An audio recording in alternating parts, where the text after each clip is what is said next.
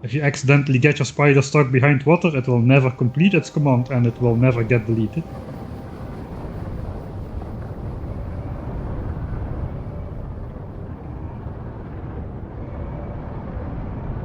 Right, we are being damaged.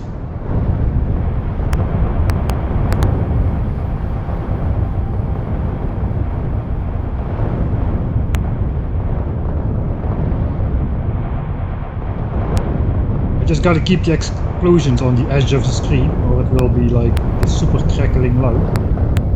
It does seem to go quite well.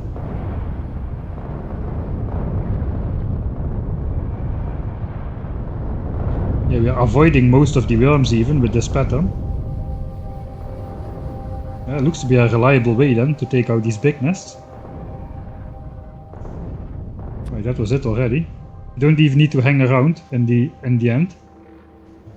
Where are we? Maybe I should not have chosen black. Yeah, we're already done. Alright.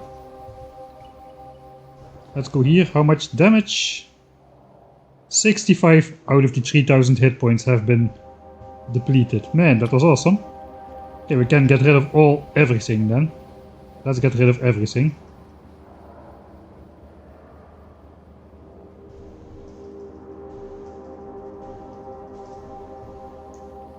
Okay, those are all expansions. Now we'll take on the big one again.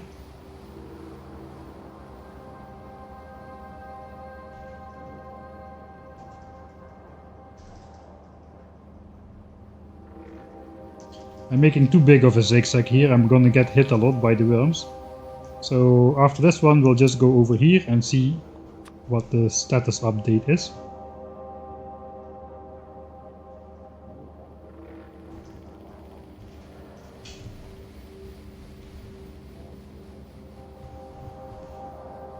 We've got this spider standing over here to fix these raiders. Those are the last ones which have gotten destroyed in my blueprint. So after this we can return back to here to team back up with the white spider. Right, I have arrived over here, so let's grab all the modules. That's a lot of modules, man. Nice. We're finally getting to the part of the playthrough where we're starting to be rich. Look at all those blue modules fly out all over the map. Nice.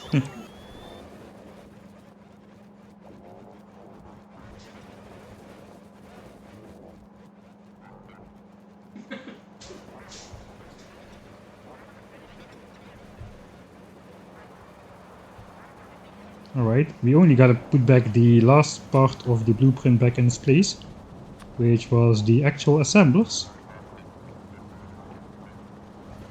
I gotta cut off the belts a bit.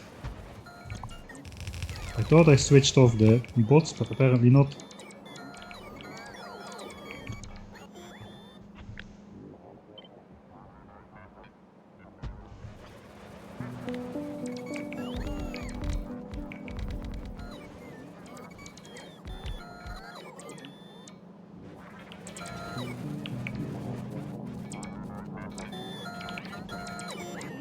Alright, so that's well. Let's check up on the black spider. Oh, it looks to be going well.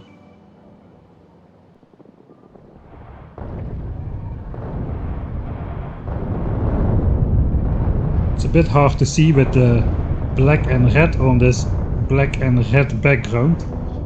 Perhaps I should have chosen some other colors for the attack spiders. I guess the white one will do a lot better in that regard. Okay, everything is already gone, Mr. Black Spider. You can abort mission, abort mission. Let's go back for repairs. And then we'll just start taking out the big ones. Actually, we may still be... We may still be not as OP as I think we are, because here is only big worms. We haven't been dealing with behemoth worms here just yet. Not in these naturally spawned big nests, only in the expansions. Yeah, these are only big worms, so the real challenge is yet to be found.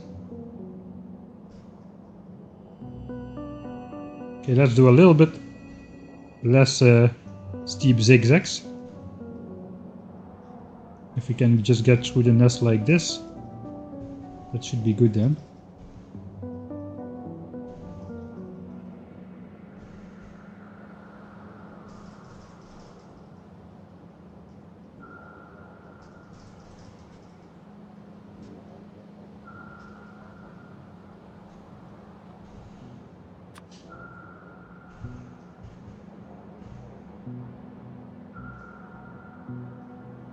Try to sneak by.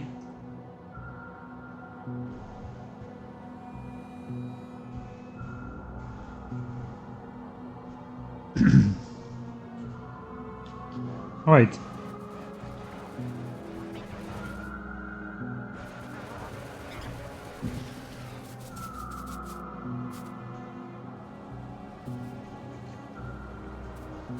I want to at least power this up. So we gotta connect it to power a bit, maybe like so.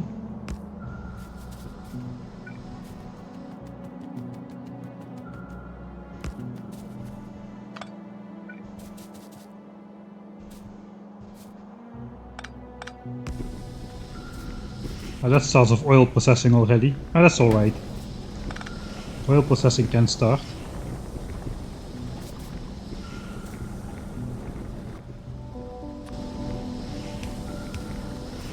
Okay, these are the input belts. They are gonna come down the middle here somewhere, so... And now we gotta connect these guys up.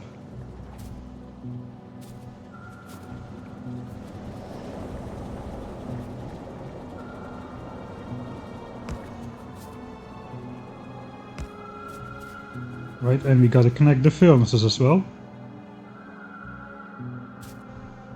I guess we can get rid of those extra long belts actually.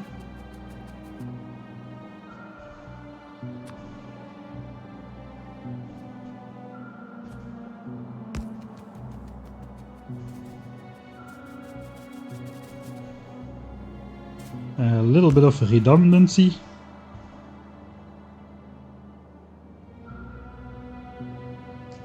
Right, so oil and water is already connected. We just need to connect the iron and copper ore to the furnaces and figure out how to connect this to this and this.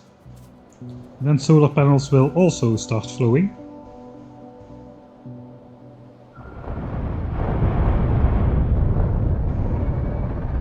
Actually, here we do have some behemoth worms, so we may be getting pummeled a bit harder. The support spiders have been damaged a little bit as well now, so...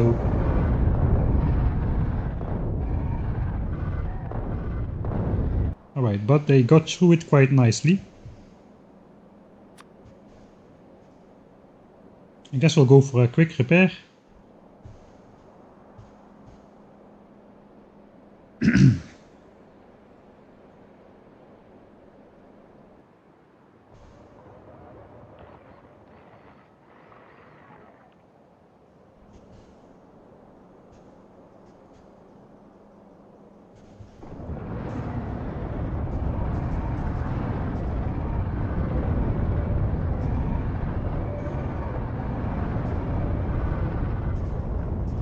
Oh, this may be a bit bigger nest than I hoped. It is a fully behemoth. This is all behemoth worms in here. Not exclusively, but the majority is behemoth worms. And we are wrecking them. Nice. Okay, the nest is almost down already. I thought it would be a bit more difficult. Okay, we can just do this then.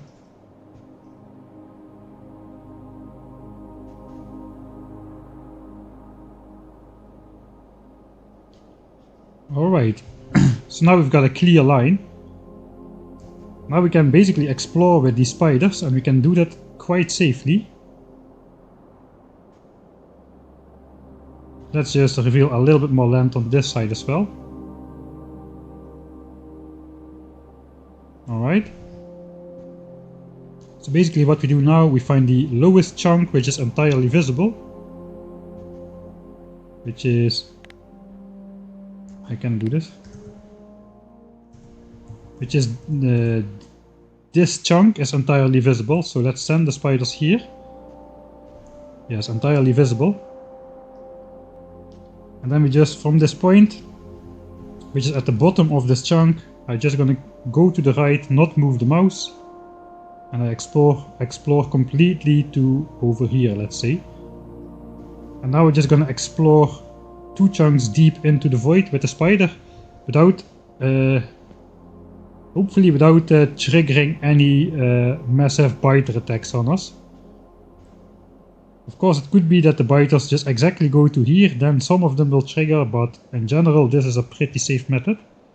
We also need to make a blueprint for purple spider guy over here, so we can automatically blueprint these down on a grid instead of having to manually place them out every 7 chunks. But I think first we're gonna work on getting the solar panel area up as well. So I guess we're just gonna start at the base. We're not gonna do a slow switch on over here. I'm basically going to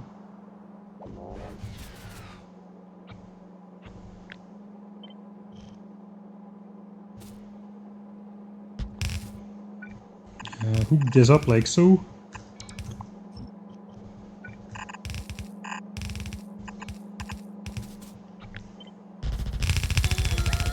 That is gonna come from the middle here somewhere.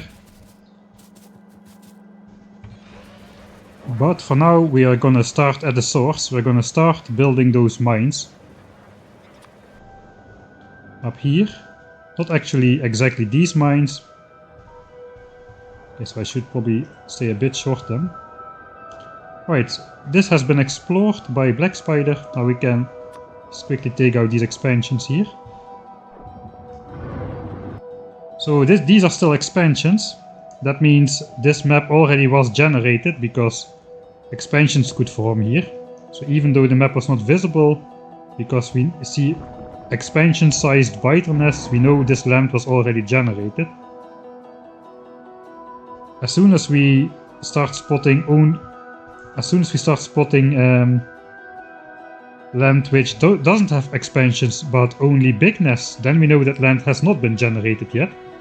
And that way we can get rid of all the biters on this map just by walking with the spiders. Okay, I thought this was an expansion, but it was not.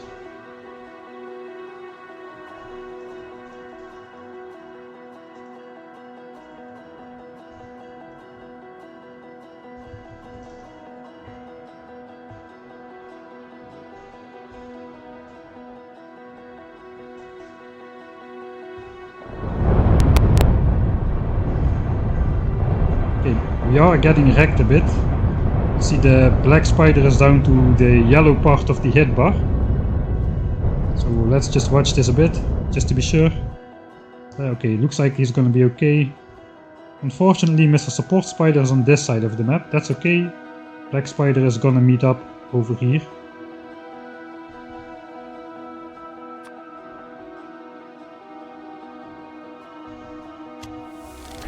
Okay, 1000 behemoth worms exactly on the moment we took out that nest. So again, look, bottom of the chunk. Let's go here.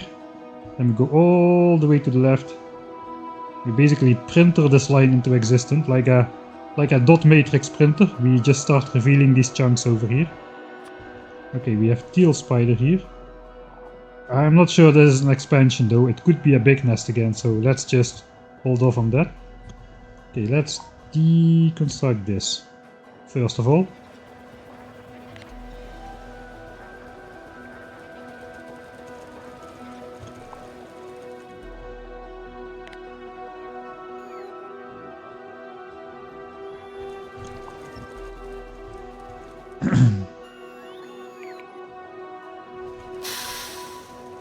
Alright, thanks Drexec 1080p for the subscription. Mars Solar, yeah, we're gonna go Mars Solar for UPS reasons. But we're only gonna do that after we do 1k SPM. We still gotta find a suitable location for that. It's going a bit slower again this stream than I wanted it to go, but I guess that's the reality of life. Alright. So now I gotta think. I'll grab out the factorial calculator again.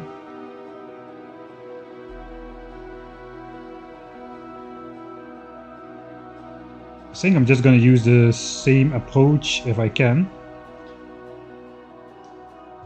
Let me take a look here.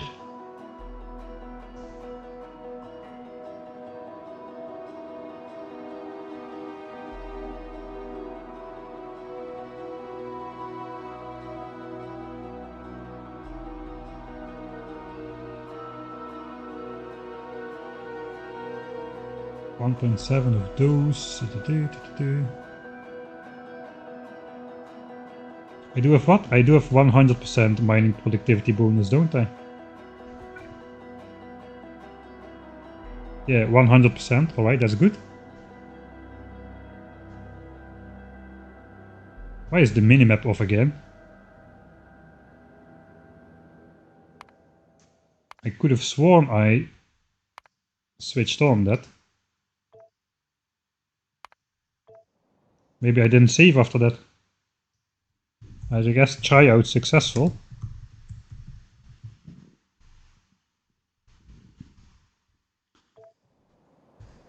Alright, we printed the next line. Let's go repair that spider. Yeah, he took a beating. He's down to 1376. Less than half of his hit points.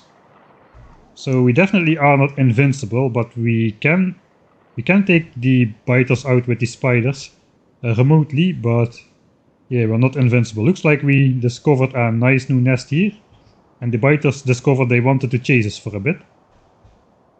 Alright. So I guess we are...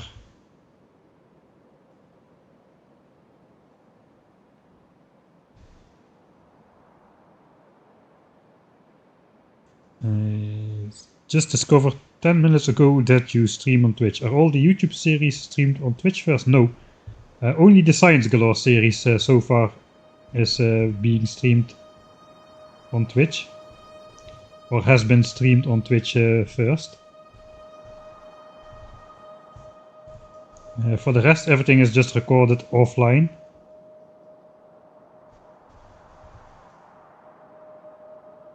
Okay, we should discover those.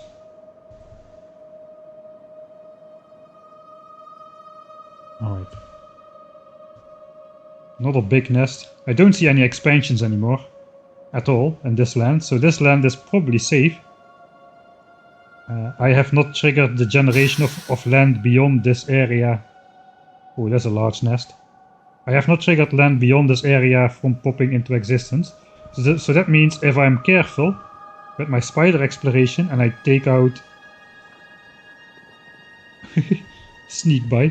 And I precisely take out the biter nests here, without generating new chunks which happen to contain new nests, there is no more land generated in the black area beyond here, and no more biters should be able to expand from this side, because no more biters have been generated on this side. We're getting back to the quantum biter state, so to say, where they exist in the void if they are generated, but if we don't generate them, they don't exist.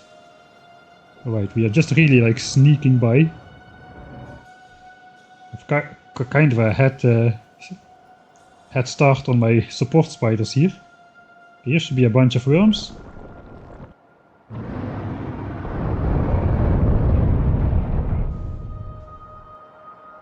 Alright, that went reasonably well. Alright, let's do them miners here. Can I get like twice this on this patch though? That is gonna be the question. I think I can. Okay, let's switch off the miners. So first gonna have to do some measuring. This does not mine copper. It is not very rich at the front, but is rich at the back. I need 4 lines of iron.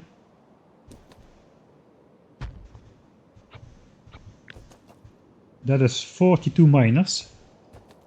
I think that should be more than enough. If I do this, I have that millions of iron under the last again. That is 36 miners per line. Is that enough at this stage for the steel? Steel does require a bit extra, I think.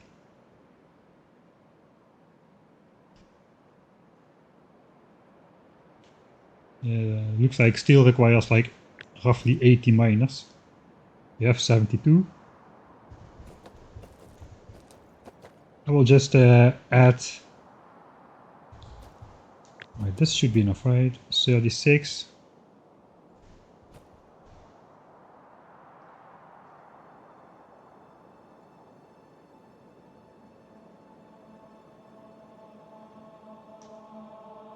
Alright, I'll bring you over as well. So I want to know how much iron miners I need with 100% productivity bonus. 37.5 to make one full belt of iron plates. So this is not one full belt of ore, it is one full belt of iron plates. So that's a big difference. One belt of ore requires like 45 miners. Alright, and for steel, we are going to be directly smelting ore into iron into steel, into half a belt of steel. So here we need roughly, if we divide this by 2, it's not by 2.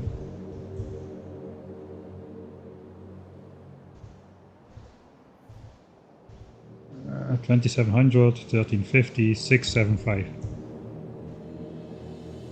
Right, so here we're going to need 0.869 belts of iron, whereas for smelting iron we only need 0.834. So we need a bit more miners for the steel. Looks like 40 miners per iron belt for steel and 37.5. Okay, we should be back. Let me check. Yeah, we're back. 37.5 for... yeah. Wait, this is 36. So this is even not enough for mining iron just yet. Alright, so what I'm gonna do, I'm gonna add an extra line.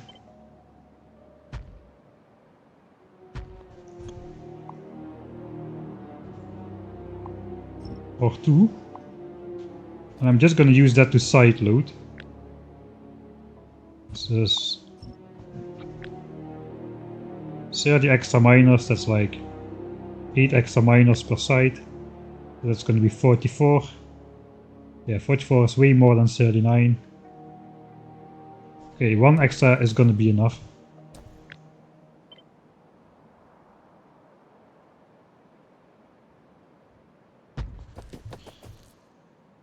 Okay, let's get rid of that. And we'll just side load these ore belts with the extra ore we need. So that is gonna be the plan. Right, and the question is copper. We also need copper. This is 2 belts of copper. That's easily gonna fit, it looks like.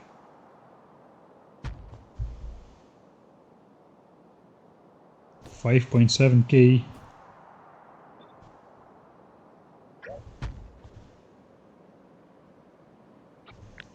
Right, here we've got 48 miners for a belt. That's gonna be more than plenty. And the last miners have like all got more than 2 million under them. And here as well. So that's just basically gonna run for the entire game, no matter what we do. Right, so that's a lot of miners. I will deconstruct this for now. Where's my miner thing? Miner guys, some undergrounds we're gonna need.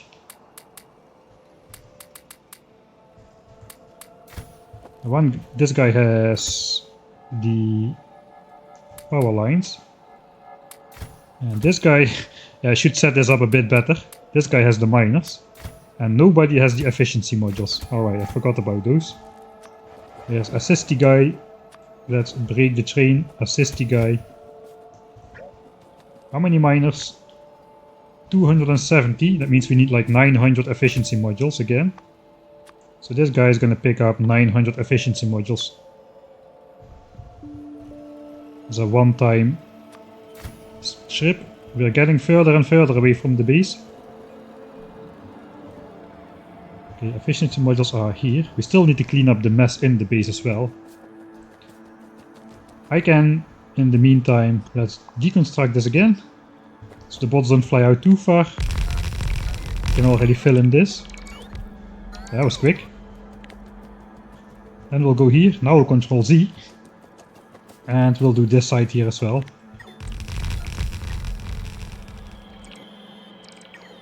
That's pretty fast. Alright, so now we need to basically... Let's just draw out these belts a bit. So none of these are gonna have quite enough ore on them. So we're just basically gonna do split this belt in 4. And we're basically gonna do this. Side loaded here. Side loaded here. And we'll copy this to here, and to here.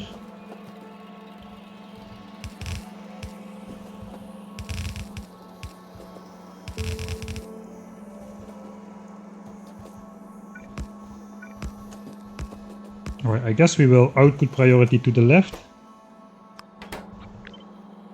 Because... let me build this. Because here's only one belt of buffer. This is 1, 2, 3, 4, 5, 6, 7. 7 belts of buffer. So a lot more iron ore can be pressing against this side of the belt and against this side. So let's output priority to the left. So that this will always be backed up first. Alright, now we've got the 4 belts we are looking for. So that's good. I could probably make this a bit more compact if I wanted to. I'm not sure if I want to, but apparently I do, because I'm doing it.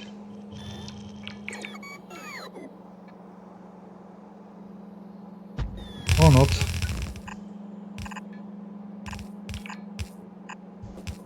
Alright, so here are 4 iron belts. Copper is enough, so we don't need to do that on the copper.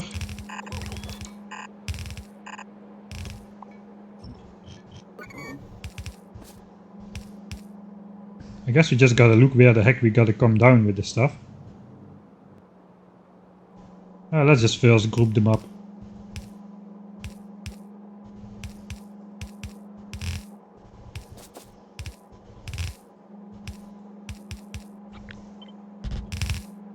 Alright, big power line in the middle so we can connect it easier. Let's do that here as well. I just will connect those like so. We need to put some radars out there as well. I guess we could still put those miners. This is a perfect spot for the radar then.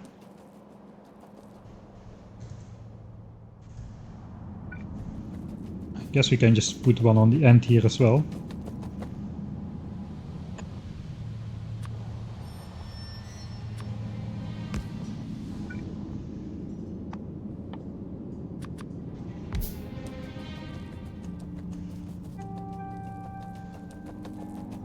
Alright, now we can basically copy this combining stuff.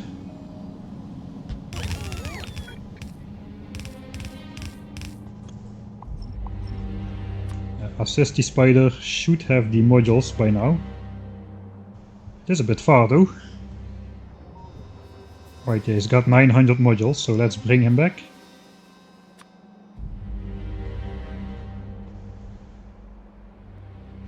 And while we wait for that guy, we can scout some more land here. Let's try to get a bit deeper.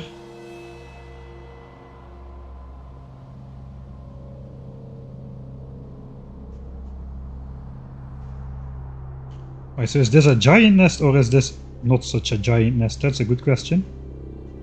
Got a lot of giant nests on this x-axis over here. Yeah, it's a big one.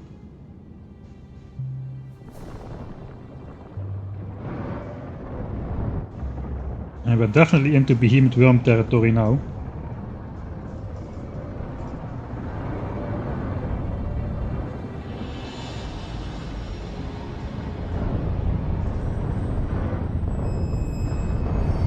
So let's just see how the spider is feeling like by the time he gets back here.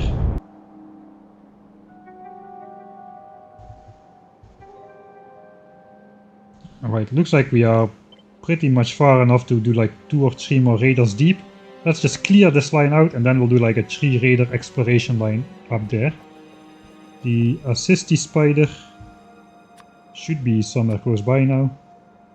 Okay, he's here.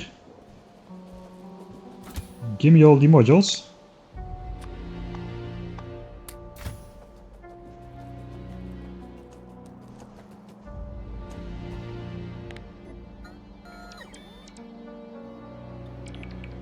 Man, that goes so fast. Alright. So we got our belts. Where is my spider? My spider here. Spider 2.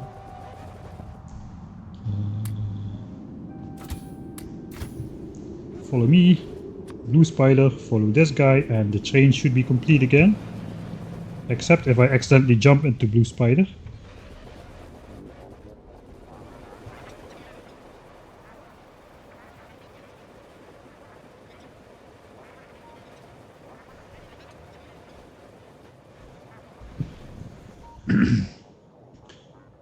If you want to get a really deep dive on the chunk generation and how it all works, you should check out the Ultimate Death Roll Challenge. Basically, biters generate in a 20 by 20 chunk radius around you.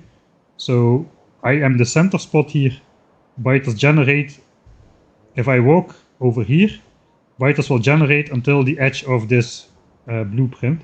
So if I walk here personally, I will be taking out these spiders. But meanwhile, in the background, all this terrain in this big square is generating slowly in the background.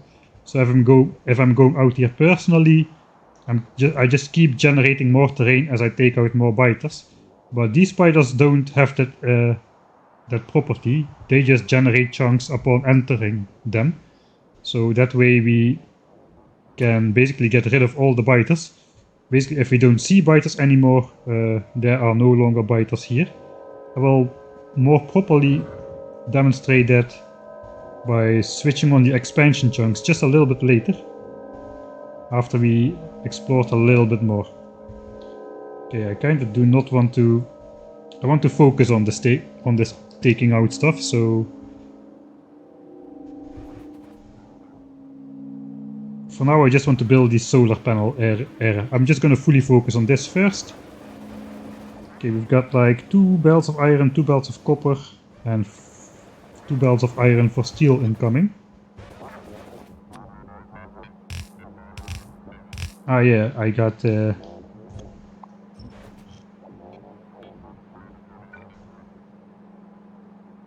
I guess this should be like so then. 2 belts of iron, I guess we'll do it like so. That looks kinda semi-scenic. It's always a bit risky to drag a belt up when walking in the spider.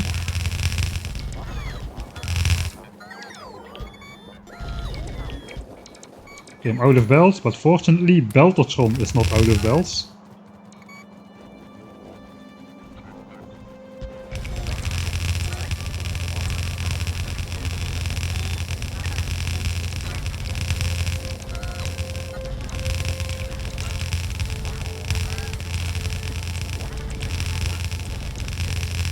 Alright, we made it. Okay, so this is not entirely correct. We basically only generate 2 belts out of here.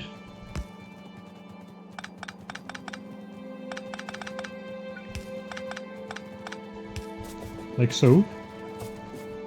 Look at the red spider here.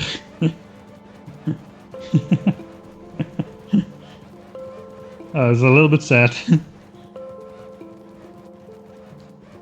Alright, let's go stay over there then. Fine.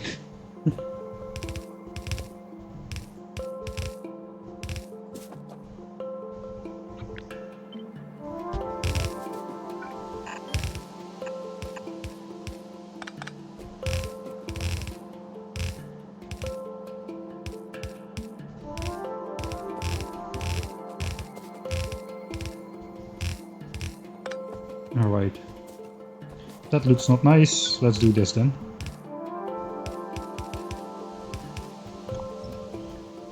That looks better. Alright, now we gotta get power up here.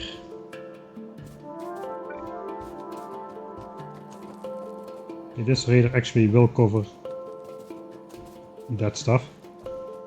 Where's power gonna go?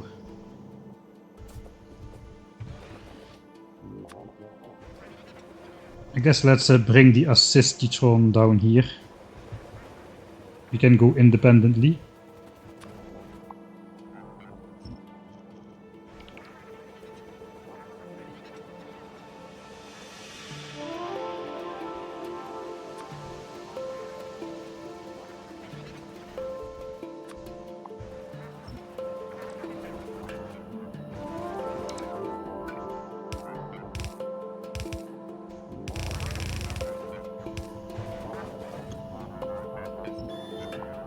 So I didn't really trim the edges of this blueprint.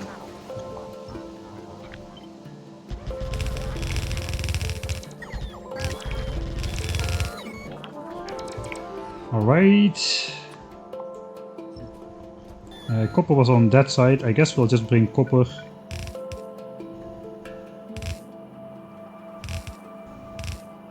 to the far side then.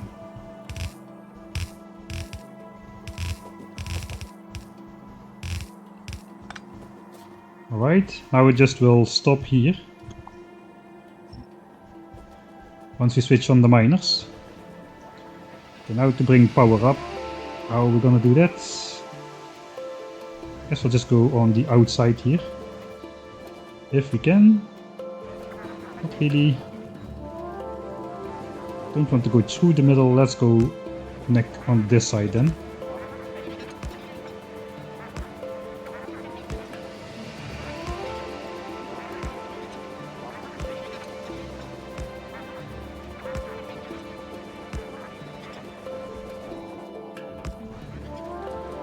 Right. That starts off this giant mining array. Nice.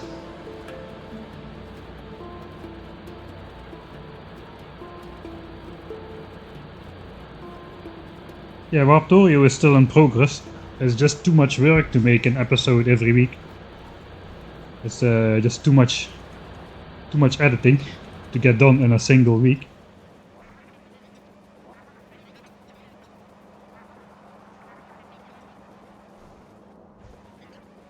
Alright, so are we getting compressed belts of ore out now? I don't think so. Gaps. No, we don't, but that's okay. We don't need to have compressed belts. We need to have like 0.8 something belts. So this is gonna do. That's gonna be enough. Alright, the final level of energy damage. I guess after that we will go mining 11. So we can do the other miners with the fewer. So we can do the mining belts for new projects with fewer belts, with fewer miners. This is also sort of a sweet spot for efficiency moduled miners, mining productivity 11. That, or we're just gonna go for speed moduled miners and really get some more belts out of every patch. We may do that actually. So let's not queue this up right now. I'm not sure what to queue up in that case. Let's just queue up bot speed. Because I definitely want bot speed. I want to have like a 3-legged spider where the bots can just keep up without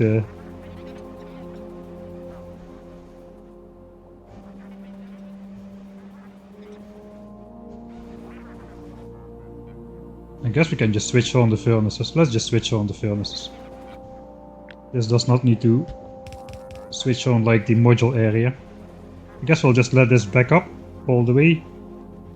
And then we'll switch on the module area. We still need to design this. So let's just get started on that. Mk3 trains. I have a train, look. Here's my nuclear fuel train. I'm an expert at building trains, as you can obviously see. Look, it even runs on nuclear fuel, it is green and everything. And here's my the train which is going to bring Mk3 modules and solar panels to the base. As you can see, it's a perfectly functional train. It has a locomotive pointing this way, a locomotive pointing the other way, which all double-headed trains have. It has cargo wagons, it has fluid wagons, it has artillery wagons. I mean, it has everything what a train could want. So yeah, definitely trains in my playthroughs, so I don't know what you're complaining about. Right, we gotta do some proper hooking up here. I guess this belt is gonna go the other way. Right. Let me open the thing. Right, I'm quickly gonna switch you over with me, I think. Yeah, I did. Right. So now we basically gotta decide what to hook up where. And to do that we need to see how much of what needs to go where. So what needs to go to green chips? More than one belt of iron. But only barely. And we can also just open this in a new tab, then we can see the raw copper. Right, so 1.1 belt of copper, 1.0 belt of iron. So we're just gonna prioritize output to green chips again. And bring the rest over to like solar panels and batteries and whatnot. Alright.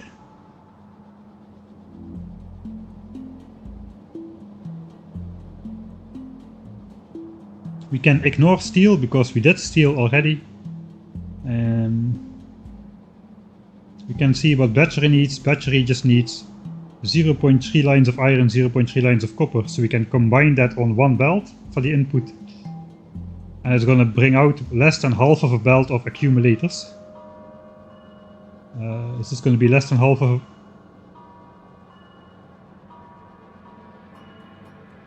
Ah, no, don't look at the bells. We're not looking at the bells. Are we looking at the bells? Yeah, we are looking at the bells. Sorry, we are looking at the bells.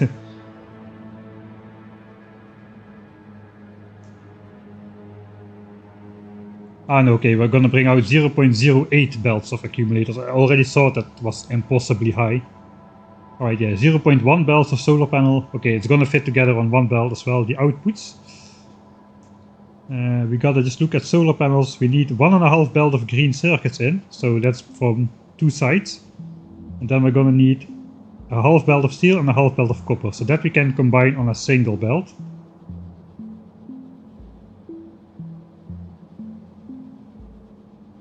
Alright, so then basically we know what we need to know. We are back in the game. Let's switch off the gaps.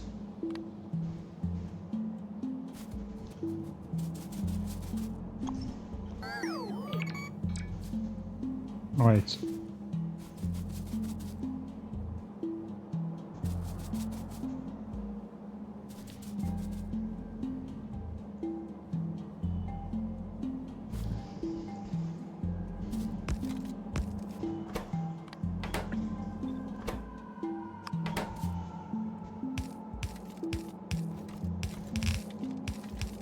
Right, so these are gonna go to green chips.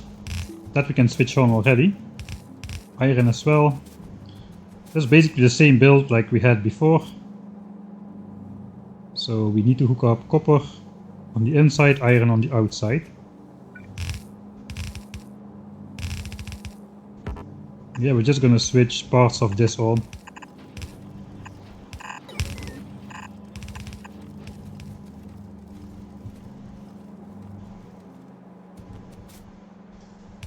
Guess I should have kept a little bit of space for that.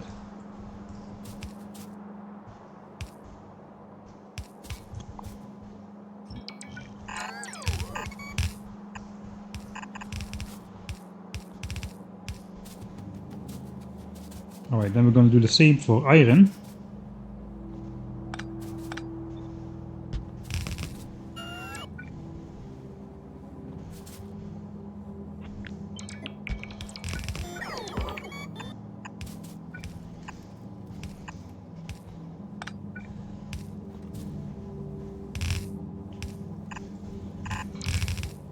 Alright.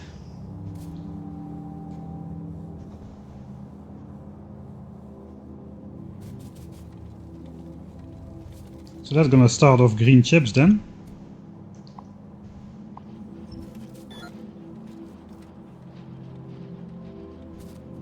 Or is it?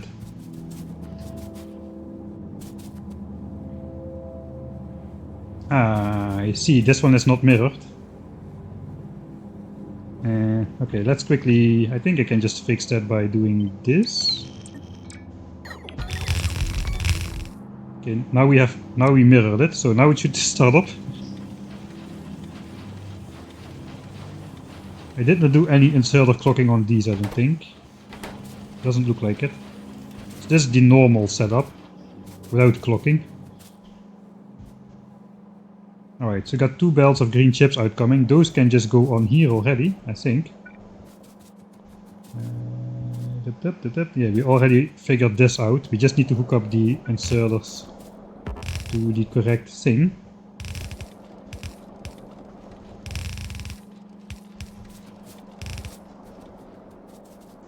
It's gonna stop here. We're not really gonna start it up just yet.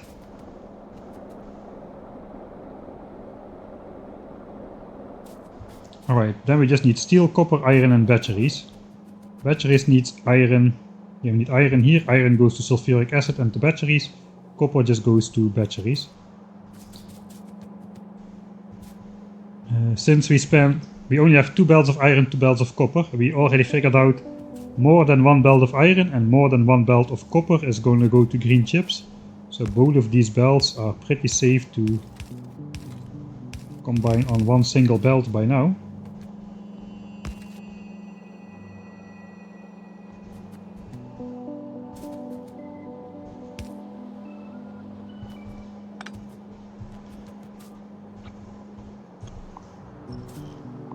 So maybe I'll keep the double belt just for a little bit of extra buffer.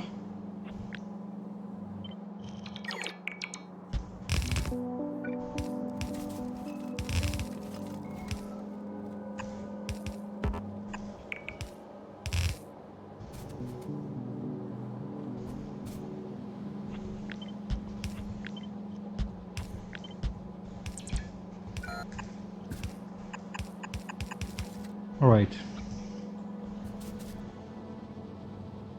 I think let's figure out where steel belt is going to go. Steel and copper is going to be the next belt. Probably then something like so.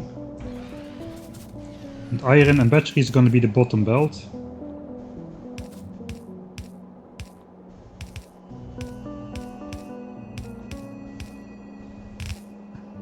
There, a perfectly square turn, you see? Nice straight edge.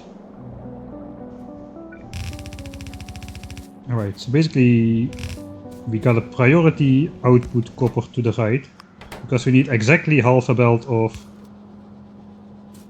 Yeah, we need exactly half a belt of... Okay, then we do it here. So we have a bigger backlog. Priority output to the right. This is basically got a bump straight into steel, so how about we just take this down one. And then it can cinematically bump straight right here. That is solar panels complete. This is all for solar panels. Now we just need some iron on here and the batteries.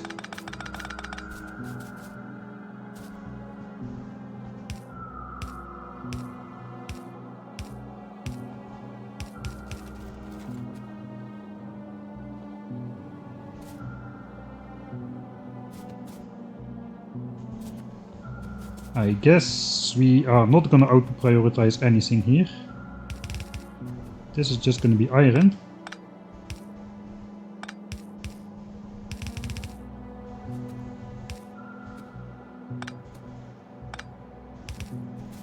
And the other copper has to connect here. Okay, that's a little bit annoying. We can do one of these cursed splitters. Let's do a cursed splitter. This is like the true noob splitter. If you need to switch 2 belts around, you can just do it like so with the priority splitter. Looks absolutely horrible.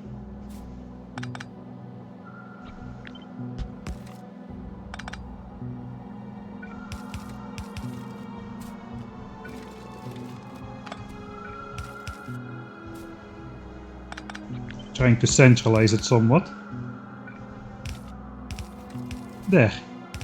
A perfectly fine normal splitter. Alright, I guess this is gonna switch on batteries. That is the main part of the build actually. And then the rest is just gonna be iron over here. Iron is gonna meet up with batteries over here.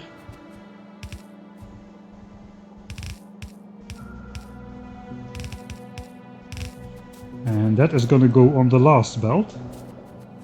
So I think it is time to switch on batteries. Switch on batteries.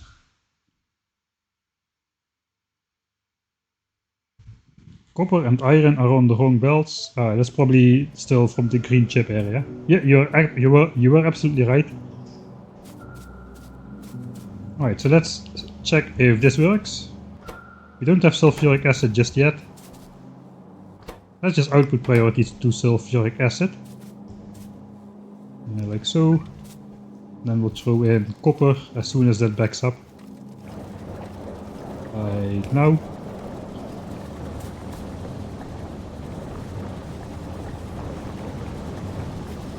So this needs a lot more sulfuric acid than the blue chips. Batteries are already coming out. All of these are active. Yeah, so we have like 13 of these. We need like 12 point... Let me check the calculator.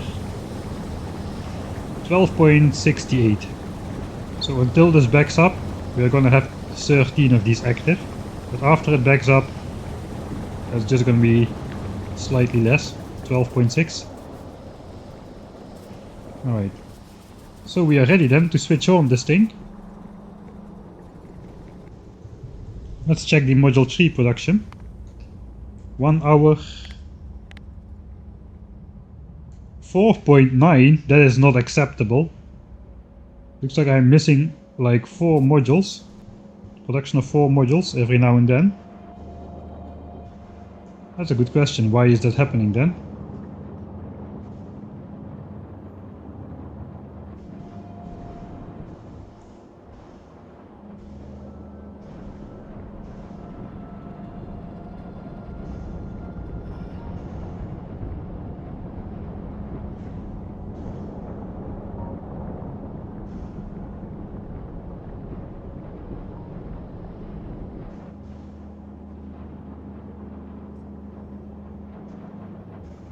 I have not enough copper to red chips here.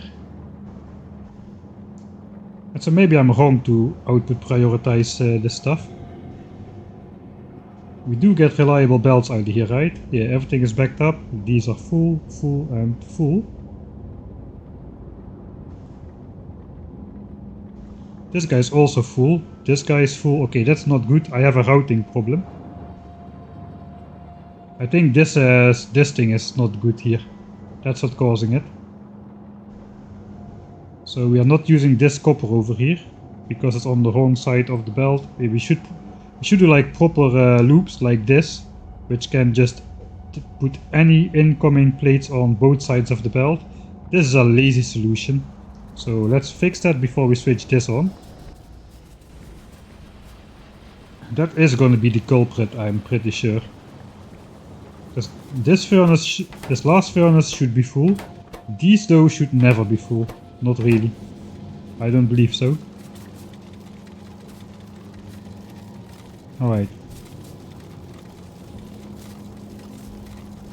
So we'll just combine these two here. Put that on that belt. And then we meet up with this guy over here. Okay, let's switch this around then.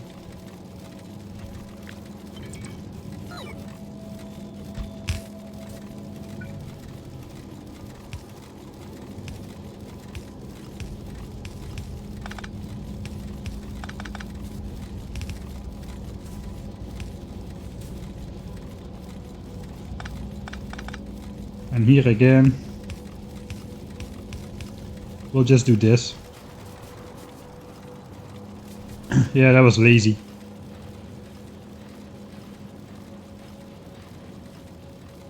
That messed up the perfect production, I'm pretty sure.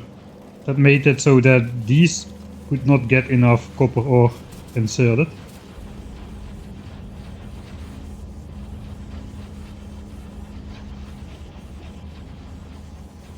Right now this is backing up, so that is good. This should be backing up. This is now backing up. Oh god. I really cost myself 4 Mark III modules and 4 speed modules. It's not the end of the world, but I like my perfectly straight lines. And this is not a perfectly straight line. Let's check if it's gonna be a perfectly straight line from this point on. And now it is backing up, man. So we're still output prioritying to green chips, but now this copper is backing up over here, which previously was not the case. So basically, either we did not have enough copper to this side, or these inserters could just not keep up because the belts were not compressed. Like I said, these go so fast that you normally need like 2 inserters to keep up, unless you very specifically deliver the ore to the inserters in a fully compressed line. So this guy is picking from the near side, this guy is picking only from the far side, because it goes into this underground belt here. The near side gets blocked, the far side goes in, and this guy can grab uninterrupted, which is why it can keep up. Yeah, now, holy moly, that was the culprit. Yeah, too bad I didn't catch that sooner. It's already backing up again.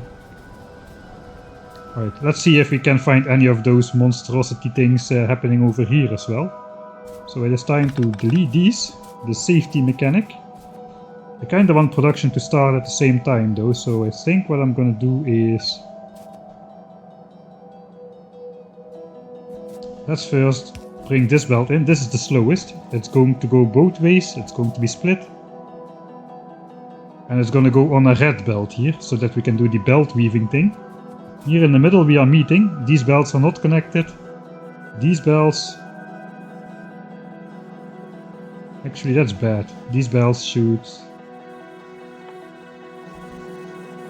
these belts are now connected, so that is not good. Already found the flaw.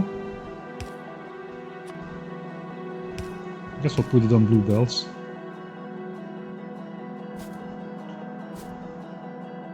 Alright, so yeah, this automatically connects even if you try to have it not connect. And then they both face one way or the other. They cannot face a way individual like these can. So here I try to do this and I try to do this. And I just try to make it scenic by doing this, having it end in an underground belt. But if I end this one in an underground belt, it flips around, you see? Now it goes to the right, now it goes to the left. Now it goes to the right, now it goes to the left. And I cannot separate those, so yeah. Looks like mistake number 1 already caught. Okay. I guess then we can safely switch on the other belts. This belt goes to the far side, so we'll switch this guy on first. And once that guy gets a bit closer by, we can switch on these as well. That should start off the solar power, the solar panel and accumulator area. I'm so confident that this is going right from the get-go. I didn't even make a save before. That was a mistake. Right, solar panels are flowing down the belts and are getting loaded into our perfectly normal chain over here. Alright, so we're gonna have a lot more solar panel and accumulator production compared to module production. So basically now we need to set up this train line before all of these chests are full. Production should continue uninterrupted from this point on. Let me make a save now then. It is switched on Solpan Accu area. 50 hours. Right, we are 50 hours in the playthrough, almost exactly.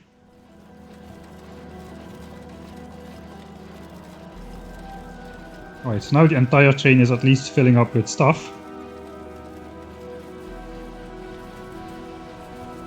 Now we just gotta watch, does this stuff stay backed up? Or will it be backed up and does it stay backed up once it is backed up?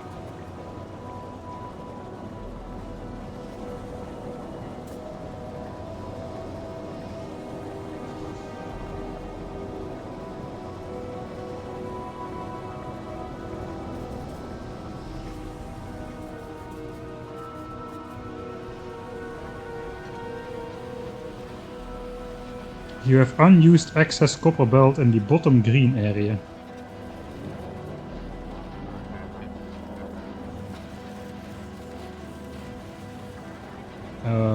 maybe on this side. Ah, yeah. That is what you meant, right? That it was backing up over here. No?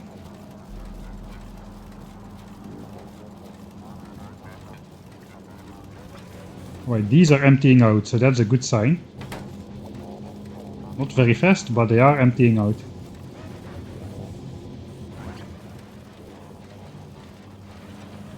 For solar, alright, let's go look at solar.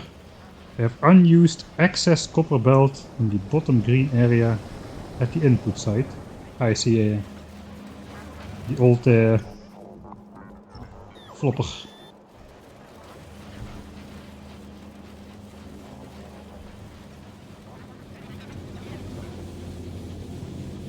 Right, so these furnaces are full. Oh yeah, I let all of this back up, so it's gonna be a while before this fully switches on to normal production status.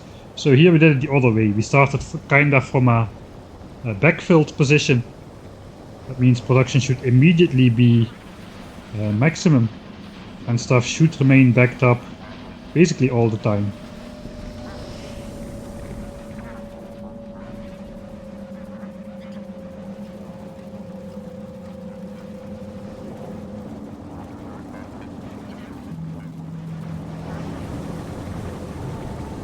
Right, this guy is switching off now for a little bit. Output full. Alright, so batteries remain backed up. So this is properly done. This pipe is full, so that's good as well. Sulfur is backed up. Oil is working good. This is done. This is good. This is full. That should be full. Right, here this is all full still, because we let everything back up full with steel, so we cannot really measure this just yet. But it's just going to be a full half belt of steel. Eventually almost all of these will switch on, except maybe one or two. Let's go check now over here. Okay, these belts are still not full. There's only 60 sulfuric acid out of 100 in the pipe. So this is such a small overproduction. Water ingredient shortage. Wait, what? I never even considered that this setup would need more water than one pump. Alright, let's see if we can quickly fix that. I may have enough pumps on me.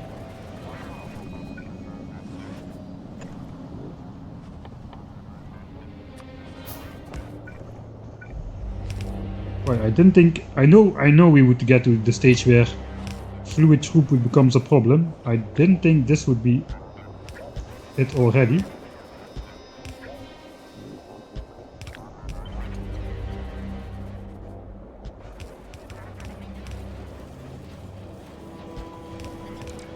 That was the wrong side to put that pipe on, apparently.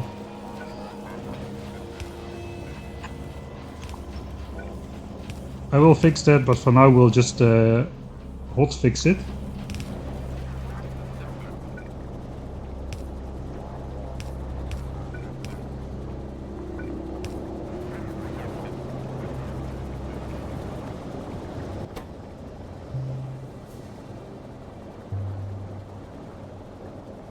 Alright, that seems to have done it. Strangely enough.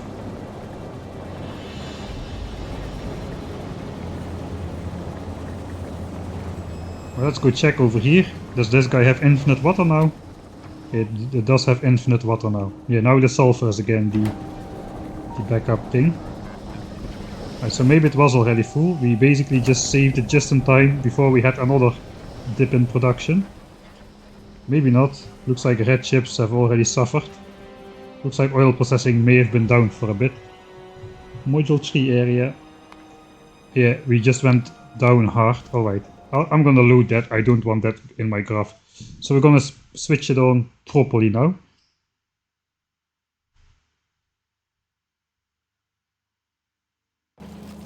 Oh, I'm already too late. I didn't save before. Okay, I saved the battery save. Let's get back to the battery save. think I developed these areas independently. I did look at the fluid throughput, but I did not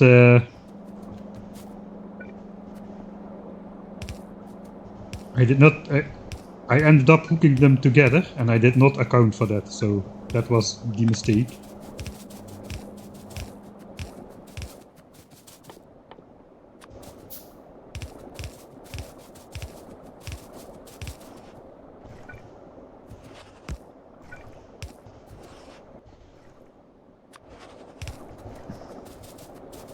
I'm a little bit surprised that this works what I did now, but the pipe length, the throughput goes down with the pipe length. The thing is, now these water pipes combine here, and the pipe length is not that far, so now here water already gets consumed, so that already does not count, that does not decrease the throughput much. Also, this is an intersection, so basically from out here on out we go this way and we go this way, so only this pipe has does need to transfer the amount of water from both pumps, so that is decent. I can also hook up this water to the water somewhere over here. That should help a bit as well.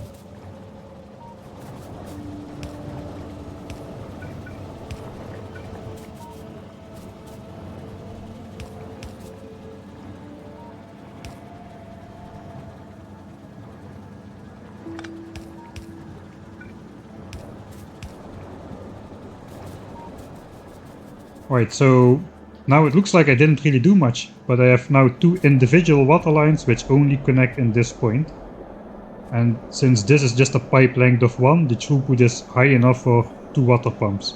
So this can carry like 1000 water, this can carry like 1000 water. Here they meet, and then this pipe can carry 1000 water, this can carry 1000 water. So we should be good on water. That's basically what's happening. Alright, let's switch on this once again and see if I actually did solve it this time, or if I'm just blabbering out of the back of my behind or something. I don't know how you are supposed to call that. Did I already do the... Ah yeah, I did not do the proper fix here as well. Lazy, man, lazy. I just cannot say it differently. This is just a lazy mistake. Should get those out of my system if I want to. Now it's still easy to troubleshoot, but for the giant builds which 10,000 signs per minute are going to be, I should not make these simple mistakes, which basically, because inserters prefer to take from the near side of the belt, you can get into a lot of problems later on if you don't properly take that into account on every step of the way, basically. Especially in fast moving setups like these, that can be very, very critical.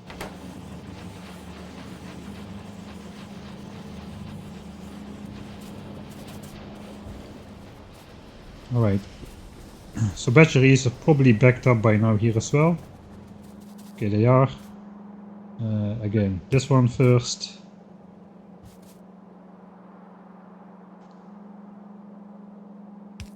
And then these. And the red underground at solar. Ah yeah, right.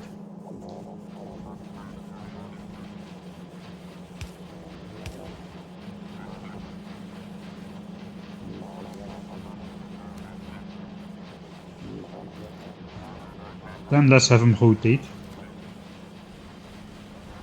Alright, so that's working again. Let's go check the water situation. Okay, sulfuric acid was indeed full. 100 in this pipe. Okay, we can get rid of this guy.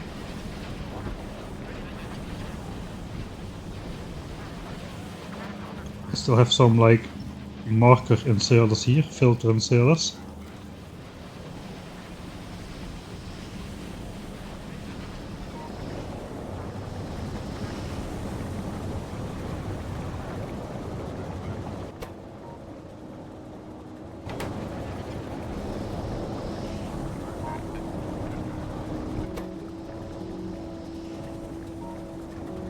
Alright, so this has just constant water.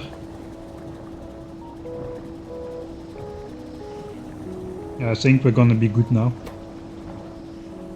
This is not running all the time, but it's not supposed to. The sulfur is the limiting factor here. Alright. Yeah, looks like now this is properly backing up again. Though of course we had an underproduction of red chips, so we probably had an overproduction of blue chips and green chips. So now red chips is finally catching up, but that doesn't mean all problems are solved. Probably they are though. I can't believe we ran into so many problems with this, even after I fully tested it into the editor. I just did like minor things different, like this lazy belt combining here, and using the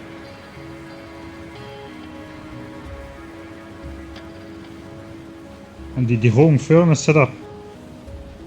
And yeah, that basically those small details can cost me. I did a test, so you may notice there's an extra beacon here only for this heavy oil cracking thing.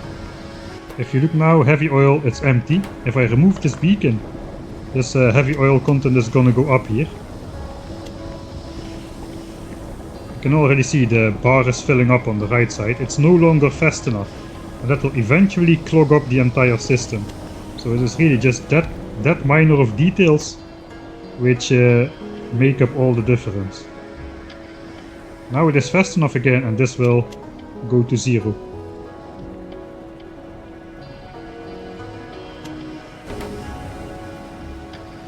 So yeah, don't be lazy.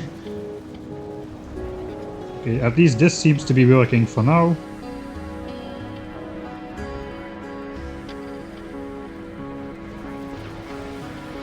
It's funny to see how it slows down to red belt speed.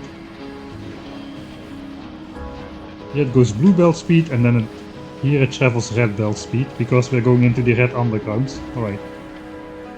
That is nice. How is this going? Pretty fast. Yeah, we should not wait too long to connect this train to the home base. First though, I want to play around a bit with the spider. Alright.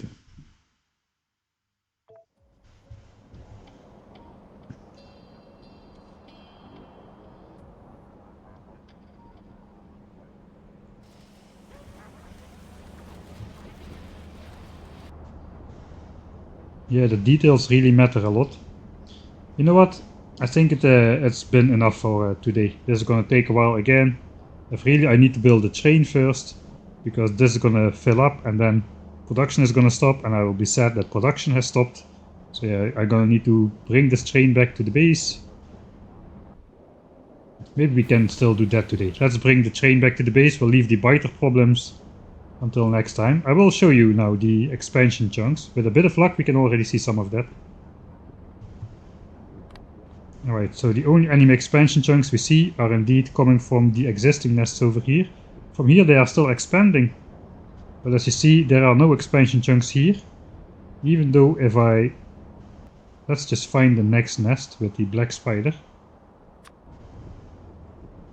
And suddenly a whole bunch of expansion pumps will jump into existence as soon as we discover a nest. And that basically proves that these biters are not there until we are actually looking that they are there. Then they are suddenly there. Alright, biters, where are you? One moment there's tons of biters, the next moment there's no biters at all.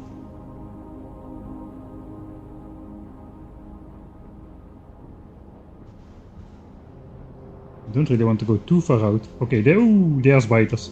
As you see, there is biters, and suddenly there's expansion chunks here as well. These biters were not there yet before we actually looked into these chunks. They just got generated, and so did their expansion chunks. So as long as we clean up all the biters beyond this line or so, no more biters will exist on the north side, and we can basically get rid of all the biters on the map this way if we do that on every side. At least until we need to explore further to find a suitable place for our solar panels. So yeah, that is gonna be how it is.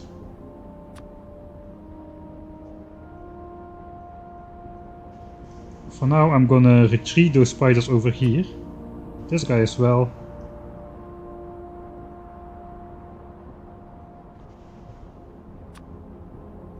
They're all gonna go to that spot. We are gonna build a train. I did have a belt full of rails somewhere. Alright, we do have a lot of miners still. I guess I should bring the whole colony over here.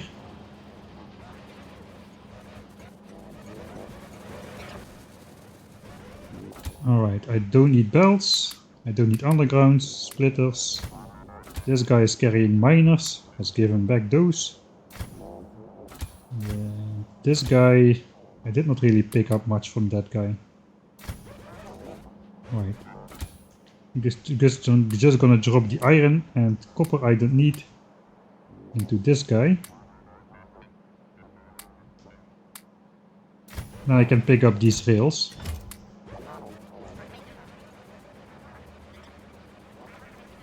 Alright. So I guess we're gonna make a double-headed train, which means we can take away this part of the rail beyond the stop.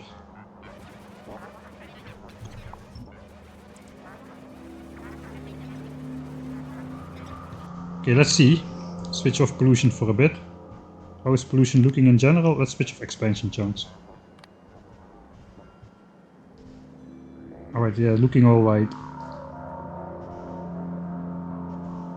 So I kinda kept this space free for rails. How is this gonna go if I'm just gonna go south? Straight through the iron here and oil here, that's not great. Where do I want to stop though? Perhaps I should basically just copy this length of rail. That's gonna be the home stop. I don't think we're gonna use this area anymore. This is it just doesn't fit. It's not really nice to design on. I don't know, normally I just design somewhere in the map view where there's radar vision and I just design stuff like there with ghost blueprints. I don't know. Maybe I'll keep it. I haven't decided yet. But this train is gonna stop, I guess, somewhere in the logistics network. Maybe just on the border, like so. It's like the middle. Maybe this is the middle.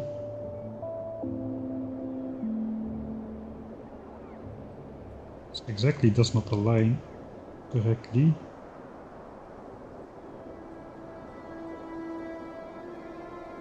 We'll just go to the end.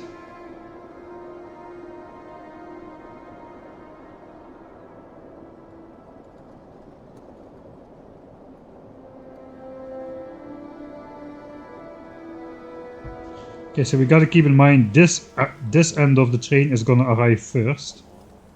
Unless we do another stupid turnaround thing. We may do another stupid turnaround thing. Let's see, how do I want this to be? I think it would be better if there was space for lots and lots of... Man, but these rope cores are so small, dude. It would be great if there was space for storage.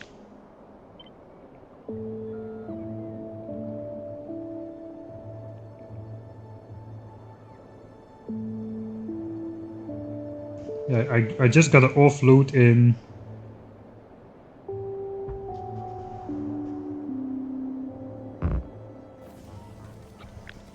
Just gotta offload in like logistics boxes. And then just store all the goods in like buffer chests or something. A lot of buffer chests. I'm gonna need like tons and tons of buffer chests. But that's gonna be this one. Okay, so we need to come in somewhere over there. Okay, we can drive straight. I want to avoid this area here. Perhaps I'll do like a scenic ride next to the lake or something. Can visit the reactor over here. We're gonna cross this train then, aren't we? Yeah, we're gonna cross this train line. God, we're gonna need actual signals then. Or we're just gonna run the risk that the trains crash into each other. This train should hardly go ever, since it only goes once we have 2000 new fuel cells. And this train is just gonna go once in a blue moon, once all of this fills up. So the chance that they'll actually crash is pretty low. Let's roll the dice. No signals. Train crossing without signals.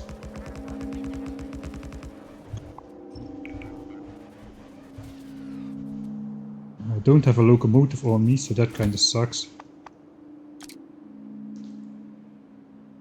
I don't have legs on me, so that kinda sucks as well. Actually, I do.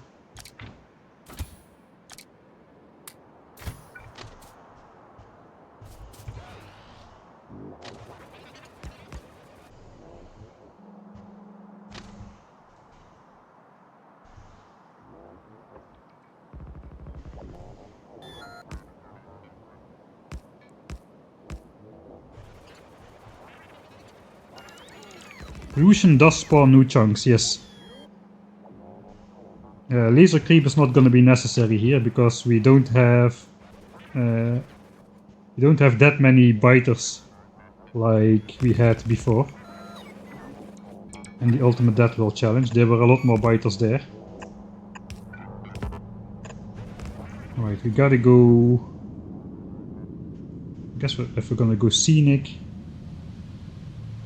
somewhere on this axis.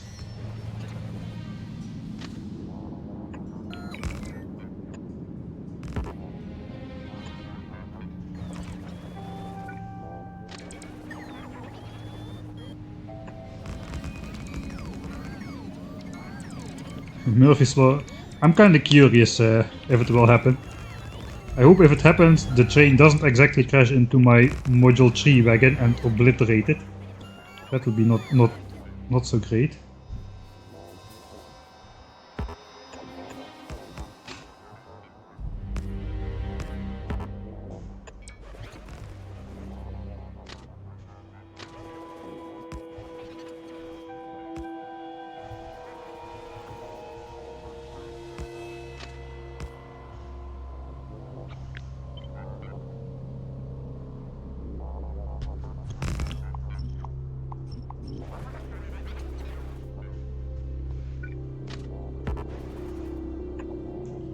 Right, I want to do a hard turn.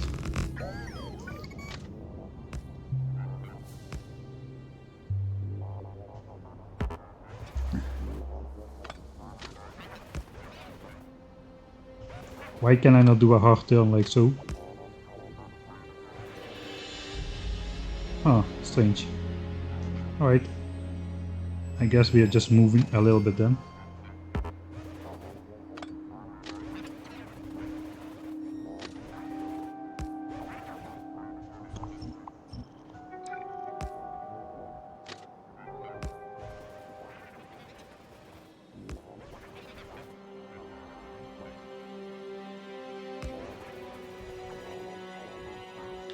I guess I should not, at least not go through where the reactor stops, or where the train stops. Maybe just go straight here then.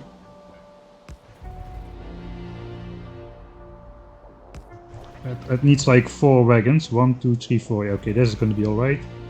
There's 4. 1, 2, 3, 4.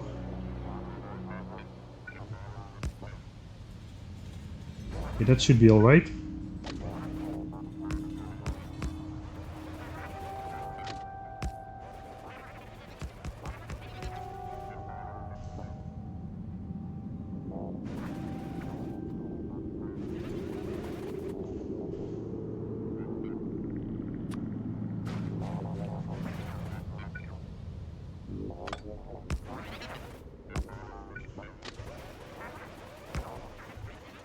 And go next to the stone patch, I guess.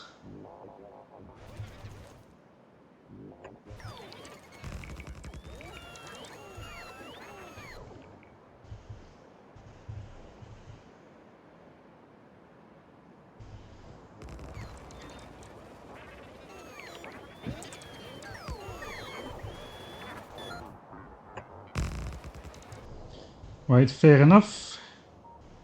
Maybe we'll just go alongside the other rail from this point on. We still need to avoid this oil field though. So I guess we'll do another turn.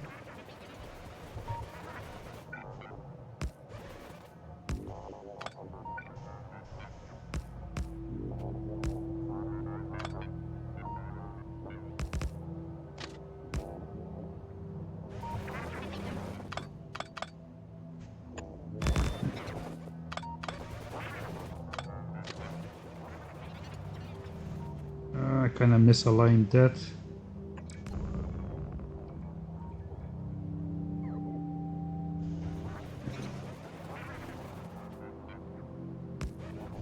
Yeah, maybe we're just gonna depart here. Let's depart.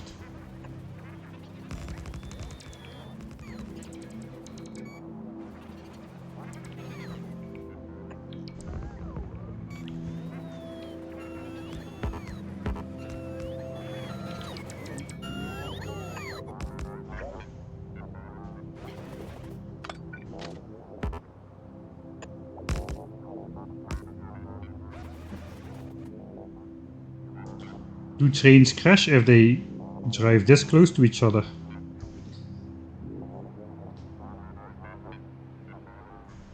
I guess there's only one way to find out.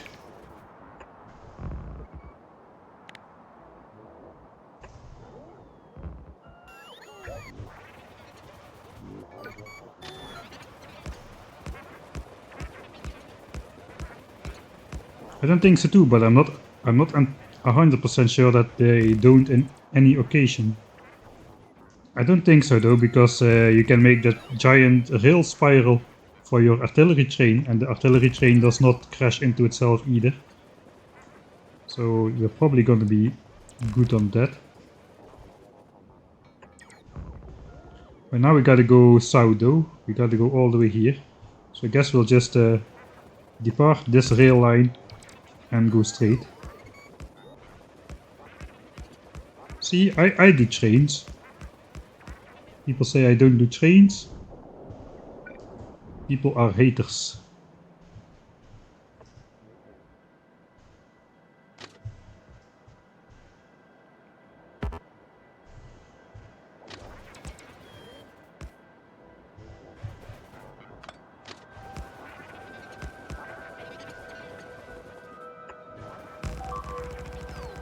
Yeah, biters, I know. I don't even want to look where it is. I just stopped caring.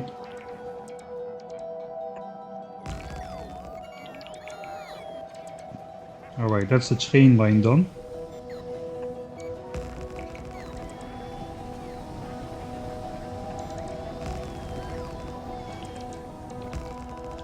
Yeah, I still have a bit of rails left over. I don't need it anymore.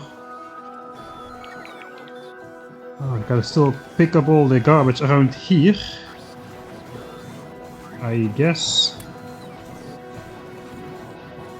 I'll just pick this up.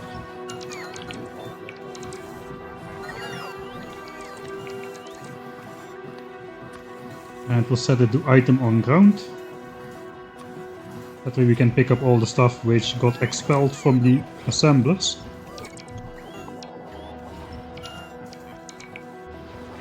Alright. We are getting somewhere.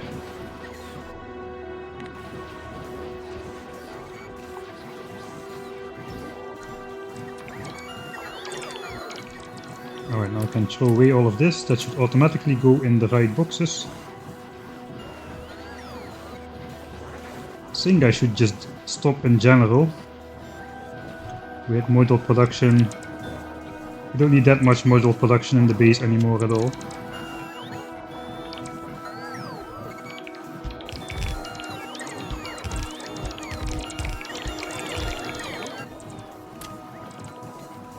I accidentally deconstructed that instead of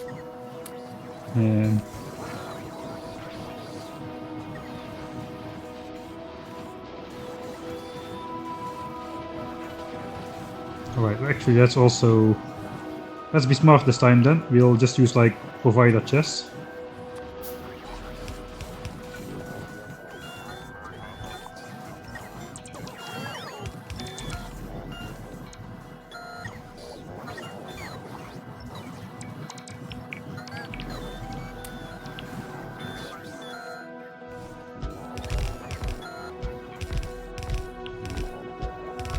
Okay, this is now reset to the default state. Now all module production is down here, it's all module 1. I guess we still change this guy over.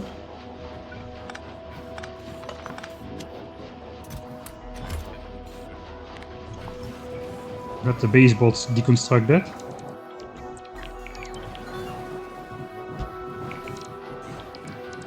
Here we will set up Mark II speed modules.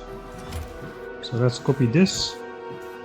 Except we'll do speed module in here. Let's just do 50.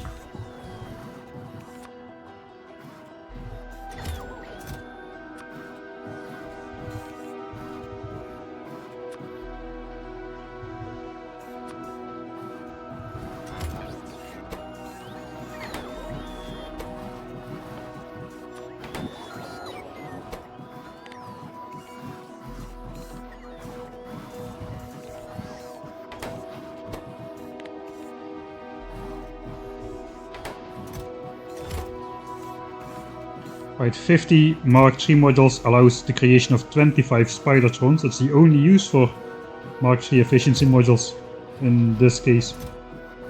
These are for power armors as well, can be used in pump jacks and stuff, so we can have a couple of those. And these are also like for power armor. For the rest, yeah, not really that useful. Right, so we got a request all remaining Mark II speed modules to this chest. We don't have that. These were never set up, that's alright. These were never set up, that's alright. Alright. So that's the module area revisited, or revised, I don't know how to call it. Just Mark I module production. For some reason, I don't even know why, but we have it anyway. I guess efficiency modules we're still gonna use for the miners for now, until we have exterminated biters and expanded a great deal. And now we gotta basically develop. I still need some rails. I gotta develop the train thing here. The first thing I need to think about is, do I want this train to turn around like the nuclear train does? I think I kind of do. It is stupid enough, so let's do it. So we'll just copy this. Let's make the trip back up there, and then we're gonna ride the train to the new area.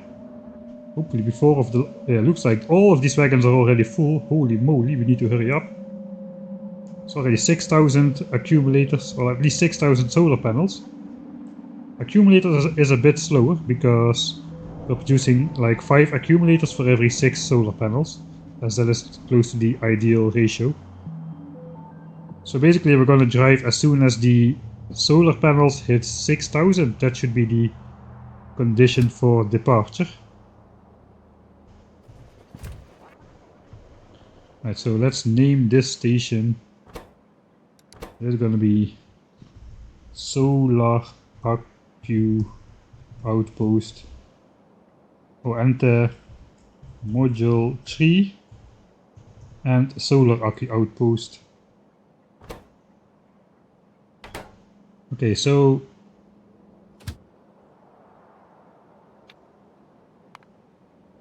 here we gotta wait until not full cargo, but until solar panel is exactly equal to 6,000.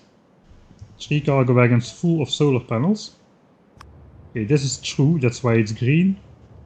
If it was not, this is like partial, this is like filling up, but this is not true, so it is equal to 0, now it's true, it's equal to 1, it's not true. So when it's green, it is true. So we are ready to depart. First though, we gotta do a stupid turnaround thing. Is it gonna crash into itself when I do this? That's a good question. I don't think so. It's just gonna go like this, and then here, and then over here. Should never crash.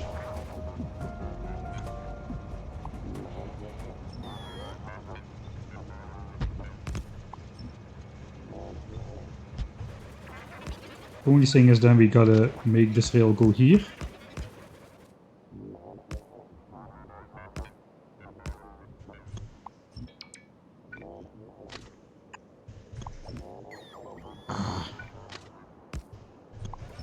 Well, curved rails are annoying, but at least they are no longer separate entities.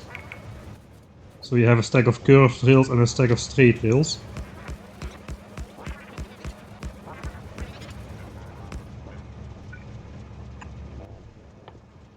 Another train stop.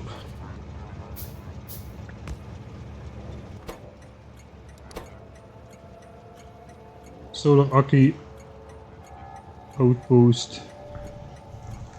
Dam. I have a naming system apparently. I should call it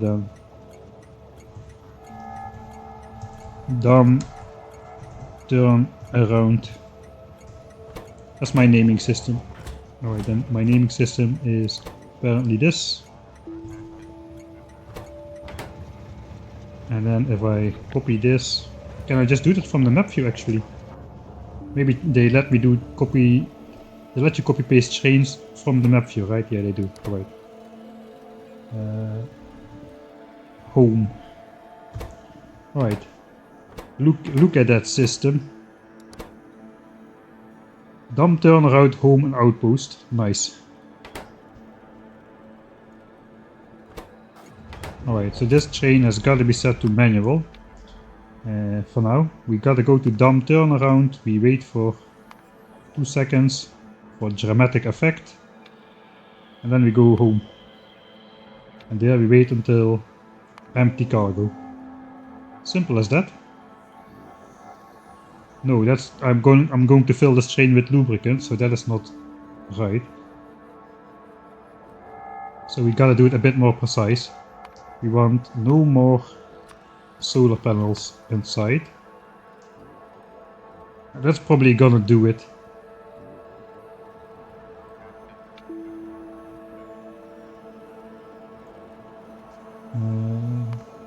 But let's just be thorough. And we'll also set up accumulator to 0 with an AND. Alright, so only if those both are 0 it will depart again. Modules are not gonna be a problem, man. Like, we got like a line of modules in there. That's not a lot. It is exactly equal though, which is good.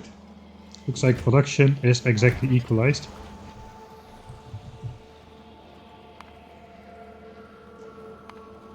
Yeah, now we got that straight line going. Look at that. Man, look at this horrible line. Just because of one lazy belt combining, right? Holy moly. This is how it should have looked from the beginning.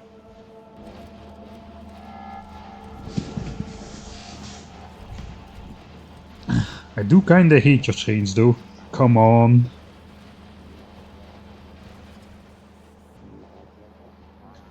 I think that will change once we add some lubricant in those fluid wagons to keep the train rolling nicely. Okay, we gotta be back before these chests fill up though, or we're gonna be doomed. Alright, so the train is set up. I think we are ready to ride it then. I hope so. Actually, yeah, we are ready to ride it home.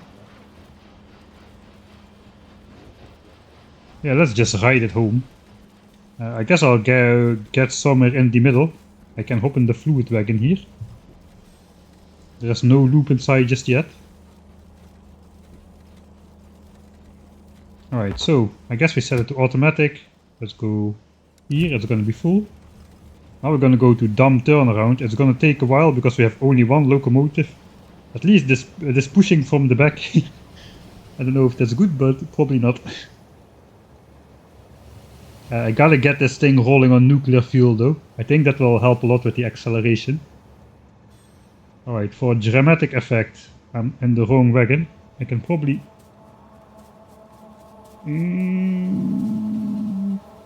get in this one.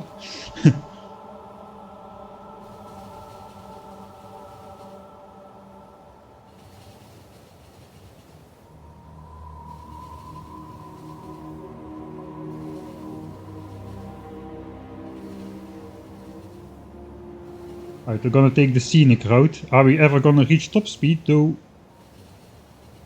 Yeah, this is not enough power for, especially not with these artillery things. They are extra heavy. I think they're like twice as heavy as a wagon or something. Which basically means you're accelerating twice as slowly. Alright, we did not crash in with the nuclear fuel cell train at the first possible moment. That's already a win. Nice scenic ride next to the lake. Hopefully we can get those fish moving in closer to the shore again, where we can catch them. We're saving resources on locomotives. To be fair, this train only has got to ride once in like every, I don't know, once in a long time. Once every half hour or so. We have almost made it. We're still accelerating, 133 kilometers per hour. It's actually kinda epic.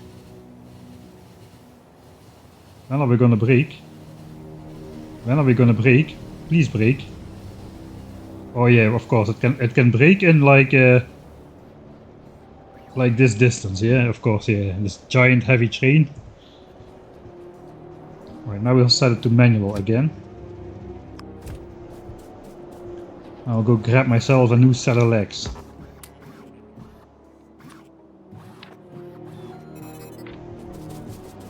Alright. So now we basically have to request nuclear fuel, basically. I want nuclear fuel in these trains. Nuclear fuel.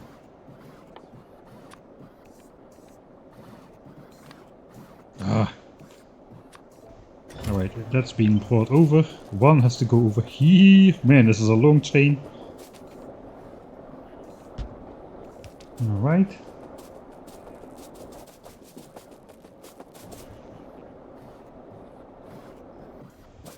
We gotta... I think I'm just gonna take out the locomotive, so the rocket fuel which was in progress does not get used. Now it will use up this one as soon as possible. I guess I'll just should set it up here.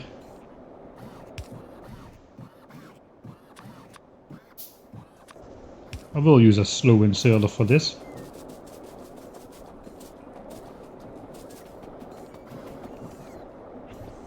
I was kind of thinking it would be next to a power line here as well. I think we're just gonna sprinkle these next to the line anyway. So let's grab this locomotive as well. Take out the rocket fuel now. Now we're gonna be driving on nuclear fuel. Maybe that will make a difference. Let's just power up this whole thing.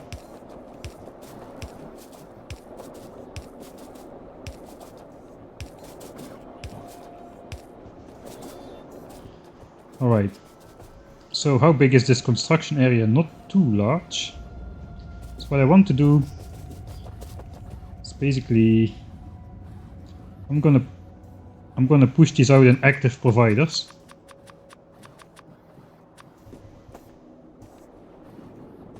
I guess on this side.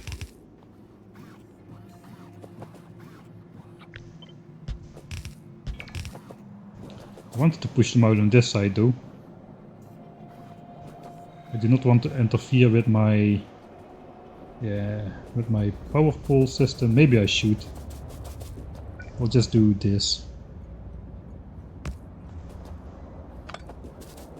Okay, that connects, that connects, that connects. This is fine.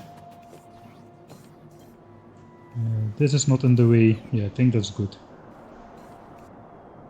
Where does this go? Oh, this just goes to the south. Okay, we don't need this at all then. Don't need it. Alright, that connects again. I'm pretty sure I'm just gonna get rid of this construction area. We'll see. Okay, now I can push it out to the top side. I want that to be a little bit invisible. Okay, the bots should bring the rest, alright. Same for these more productivity modules. And I guess we will just do stack inserters. Okay, here it goes already. Yeah, this was not quite the intended effect. Okay, what I wanted to do is a whole bunch of buffer chests. I think I'll just request a bunch. Oh, I'll let the base bots build them. Alright.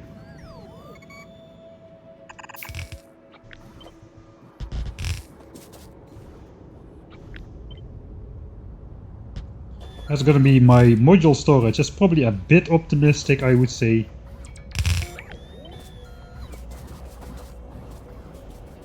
A bit optimistic, yeah, probably. And here's gonna be like the solar panel and the accumulator storage for now.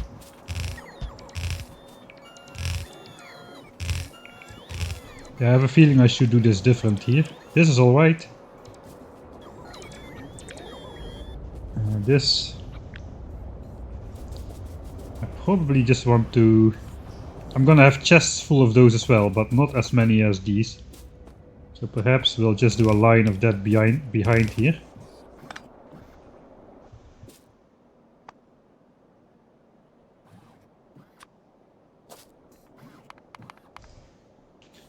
I'll just do like passive providers in that case. If it fills up, that's alright. And we're gonna use these to... let's see, logistic request. What was in here? Dang it. The bots already took everything. Okay, the productivity modules were on this side. So we want to request Mk3 productivity 2400 to each of these buffer chests.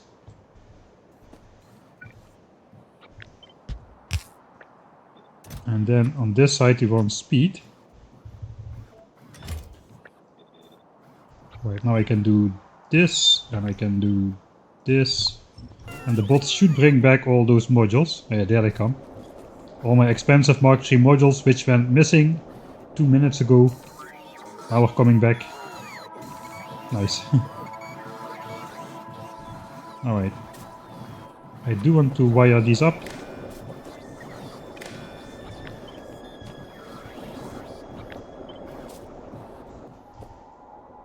I will just wire that to these power lines. So I can, from the map view, I can just now mouse over this power line and I can see, alright. And the mouse over here, 409 productivity, 381 speed. That is what I have in stock right now. Right, then I'll just throw my own Mk3 modules in the trash. And now we have 800 watts, 400 speeds, roughly speaking. Alright, now we basically gotta do the same for this. Let me just set up one of these lines outside of the range of the bots. 2400.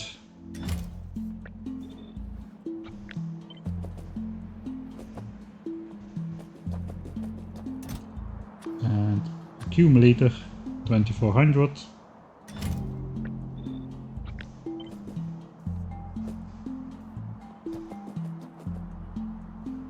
Alright. See, what I think I want to do... I probably should.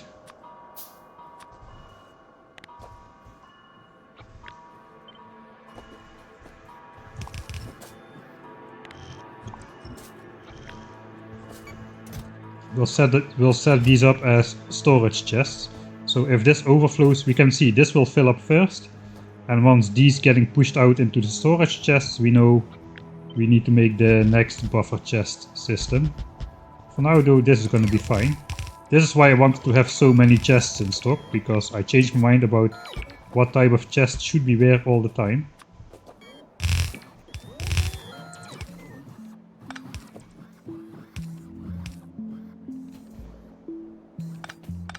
Let's hide the lights behind the power lines.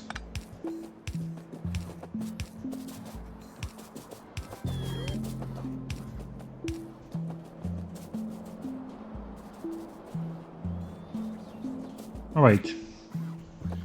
So now if we unload this, the bots should be bringing it over to these buffer chests.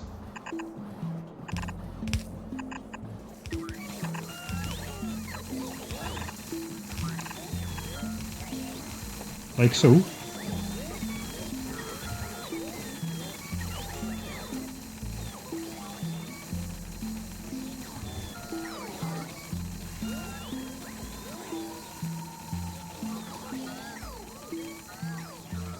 Alright, train is empty, so that's good. There's one more thing we need to do. We have a lot of loot. Just gonna set up a temporary thing.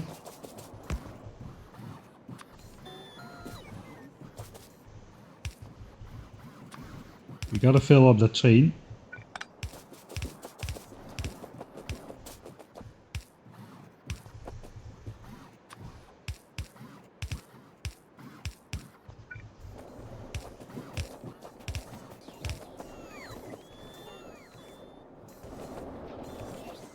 Because any engineer knows you gotta keep lubricating your machinery or it stops working at some point.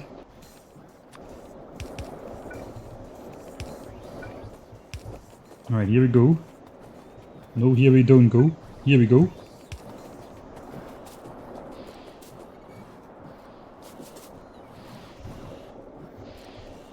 It only shows it on one tank. Alright, so this is why the cargo empty thing would not work. Alright, this side's gotta get some too pretty soon. Okay, here it goes.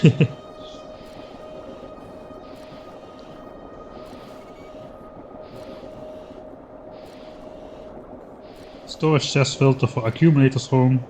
Probably. 2 million solar panels needs 833 chests. Okay. Good to know. We are not quite there yet then. So we have already got 100, so that should get us started. Alright. The train is full of loot. Let's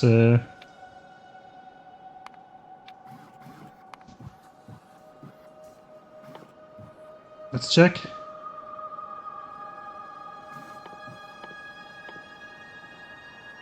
Is it not item count? Is it fluid count? Fluid count. Loop equals 50,000. Is that true? Yeah, that's true. Alright, then we can get rid of this. A little bit wasteful to just deconstruct this, but at this point, who cares?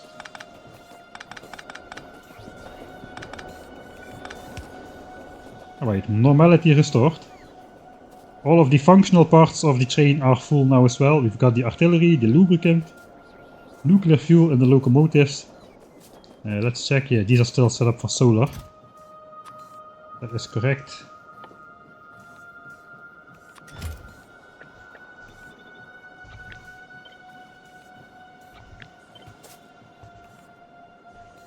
Okay, now they're set up correctly. Also want to wire up these chests.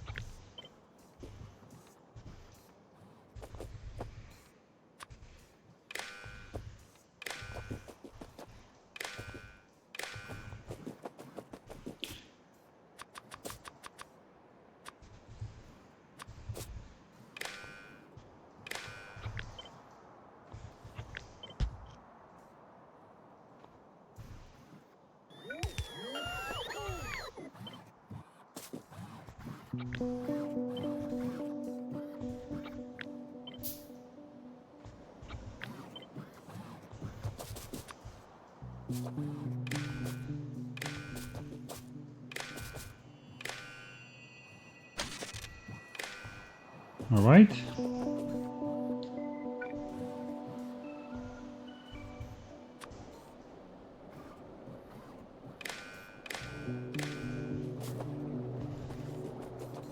I guess I just could hook that up all together.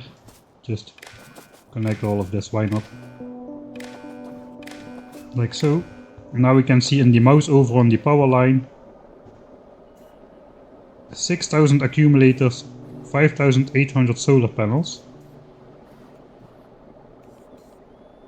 Okay, that does not seem right, but that is not right because some of the solar panels get stored in here. I think we can then... yeah, those get stored in here. Let's remedy that. Let's not request back to this chest here. Because now we've got the main thing over there. It should be 6k, 6k.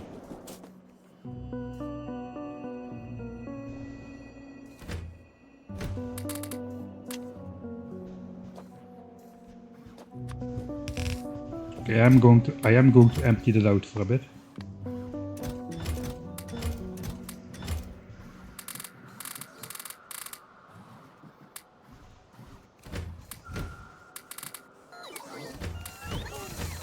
Alright, that is the amount of solar panels. I may have deconstructed some bots.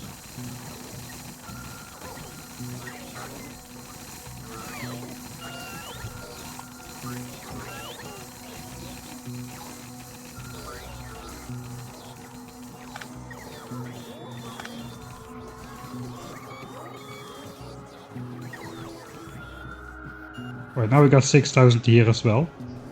If that is correct, then this can all go back in here. So hopefully that will not be mixed up. Though this is requesting from buffer chests, that is not great.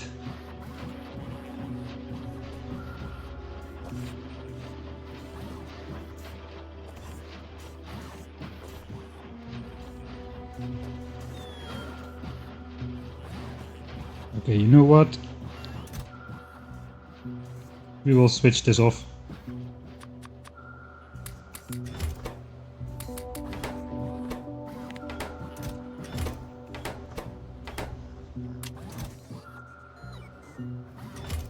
I'll just insert those in here. Oh, dang it. Of course, the spiders may still request those. Okay, I guess we will leave them in here then.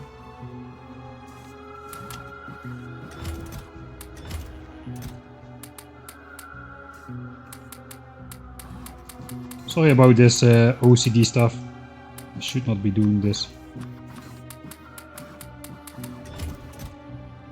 Let's put it in there. I guess we'll restore this then. Oh god.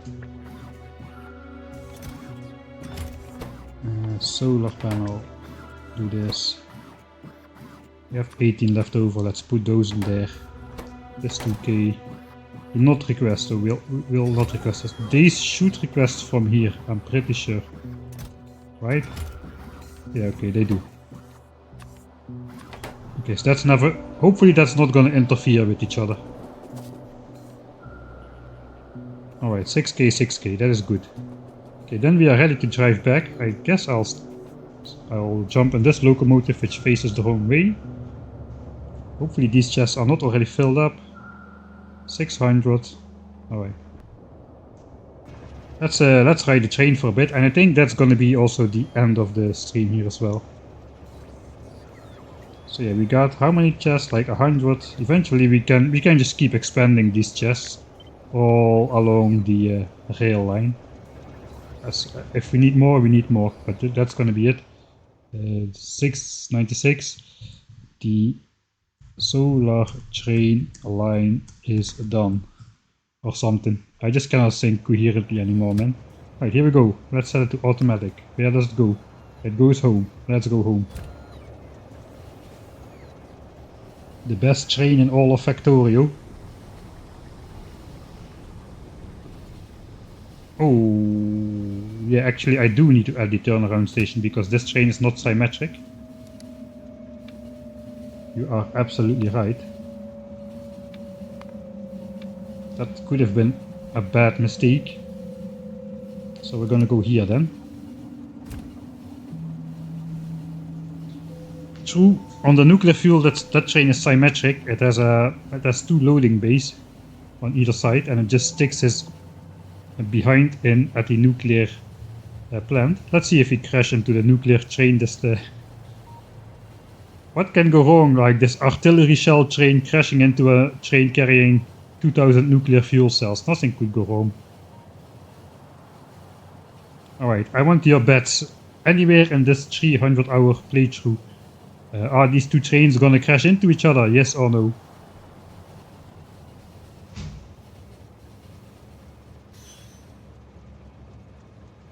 Thanks for the turnaround heads up. Actually, the acceleration is a lot better on the nuclear fuel. I mean, it's not crazy, but it's also not annoyingly slow.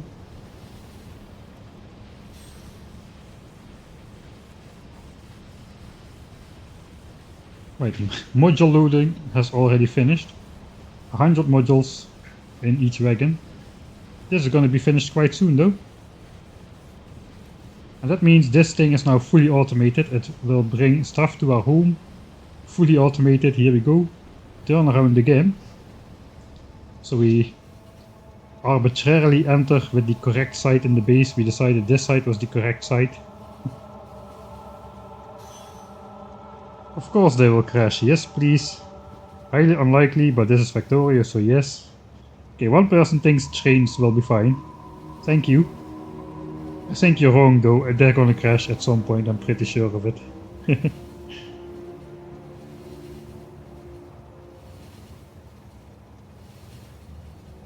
Are they gonna crash before one of these trains runs me over? That is the real question.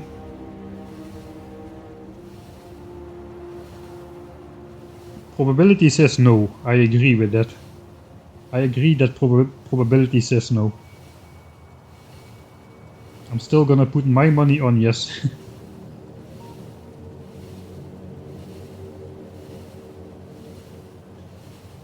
Little Miss Murder says, that's a pretty clever station switcher.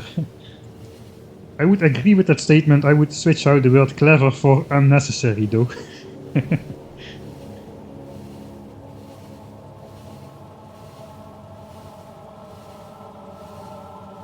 So yeah, I'm kinda, I don't know why, but this playthrough is gonna be about making all sorts of wrong trains.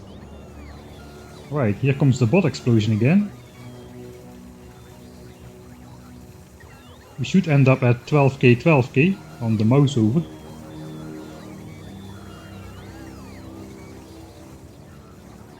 Of course we're not gonna see that because the train is gonna depart. Yeah, there it is. Before the bots are done.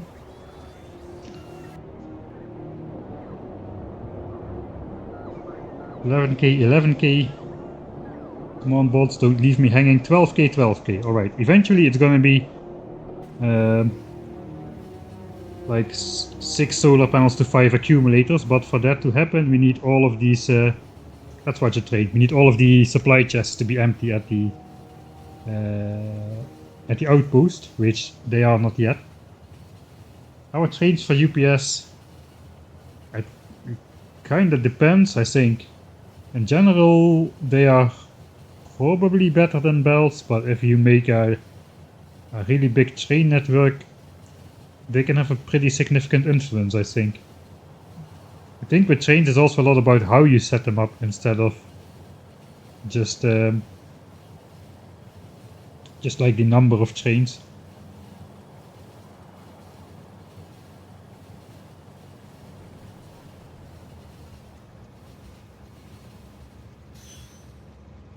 Belts are better if the belts are full. Alright, that's positive news because we are planning to do a belt base.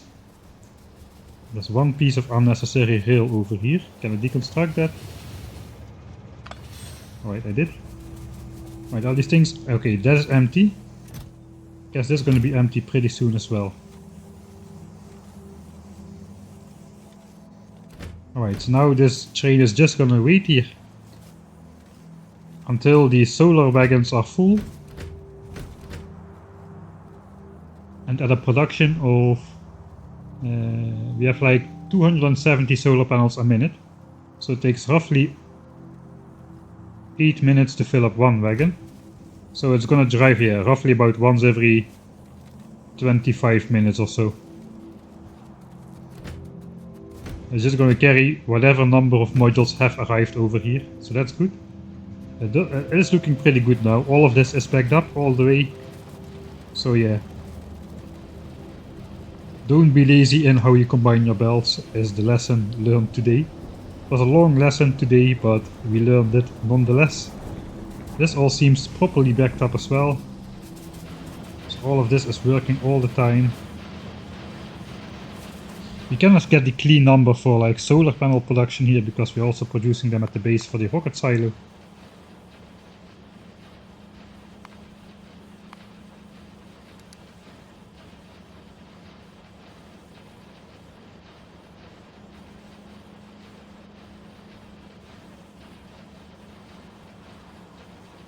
Alright, so this is like extra production from the rocket silo. Then it stops, it launches a rocket, and then the production starts again at the rocket silo. Something like that. And here's the assembler at in the mall, this bump. So yeah, in general, we are producing 270 panels a minute. So this lowest dip is when we are producing here. So that seems alright. Accumulator should have a similar pattern. We should be producing 225, and looks like in these dips we are doing so. So we are producing a bit more at the base when we're launching rocket. Satellite completes, it stops. Rocket is launched and it starts again. Right, so that is all looking pretty sweet. Someday all of these are gonna get built, but that day is not today. That day is gonna be the next day. Probably not tomorrow though. The next day that I'm streaming, let's say it like that. Alright.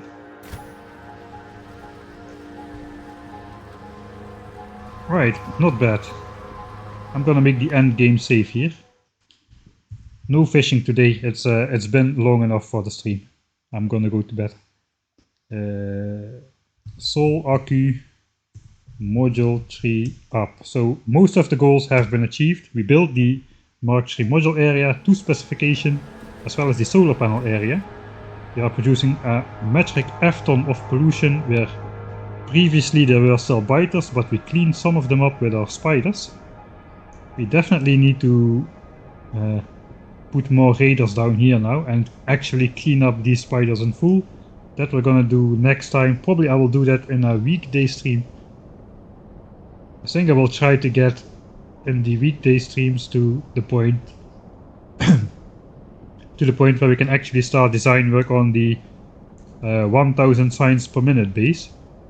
For that to happen though, we will probably need to take out a whole bunch of biters. We're gonna do the solar panel thing. And I'm gonna make a blueprint for the radars, all that good stuff. A lot of taking out biters is gonna happen. We're gonna do some more exploring. I want to go around each of these lakes to see where they end up, how big they are. I want to know what land masses we have to deal with. I want to find the biggest land mass possible, and we'll designate that for solar panels probably. We gotta determine the footprint of 2 million solar panels still though. So we'll see. Maybe it does fit on here, but I highly doubt it. Alright. I'm gonna zoom out. This is gonna be it for today. Thank you everybody for watching. Thanks for chatting and supporting and all the good stuff. I'm gonna zoom out a bunch. Zoom out somewhat, so can I get some zoom? 0.2. Probably more. Actually that's pretty decent. Just go up a bit. And go down a bit. Hey, there's another would be about 5k by 5k tiles. Probably 25 million tiles, 9 tiles per solar panel, 4 tiles per 2 meter, 13, something in that ballpark. Right, design with lights. Actually, let me switch over the minimap again, so we can get the full end game thing in the view. Alright, here it is. The full fruits of today's labor. Well, only the building. It took 2 more streams to design these things. Holy moly. This is gonna take a while for sure.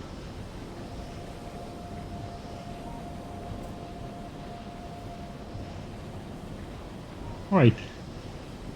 Pretty sweet though. Yeah. Thank you everybody for watching. And I will see you all next time.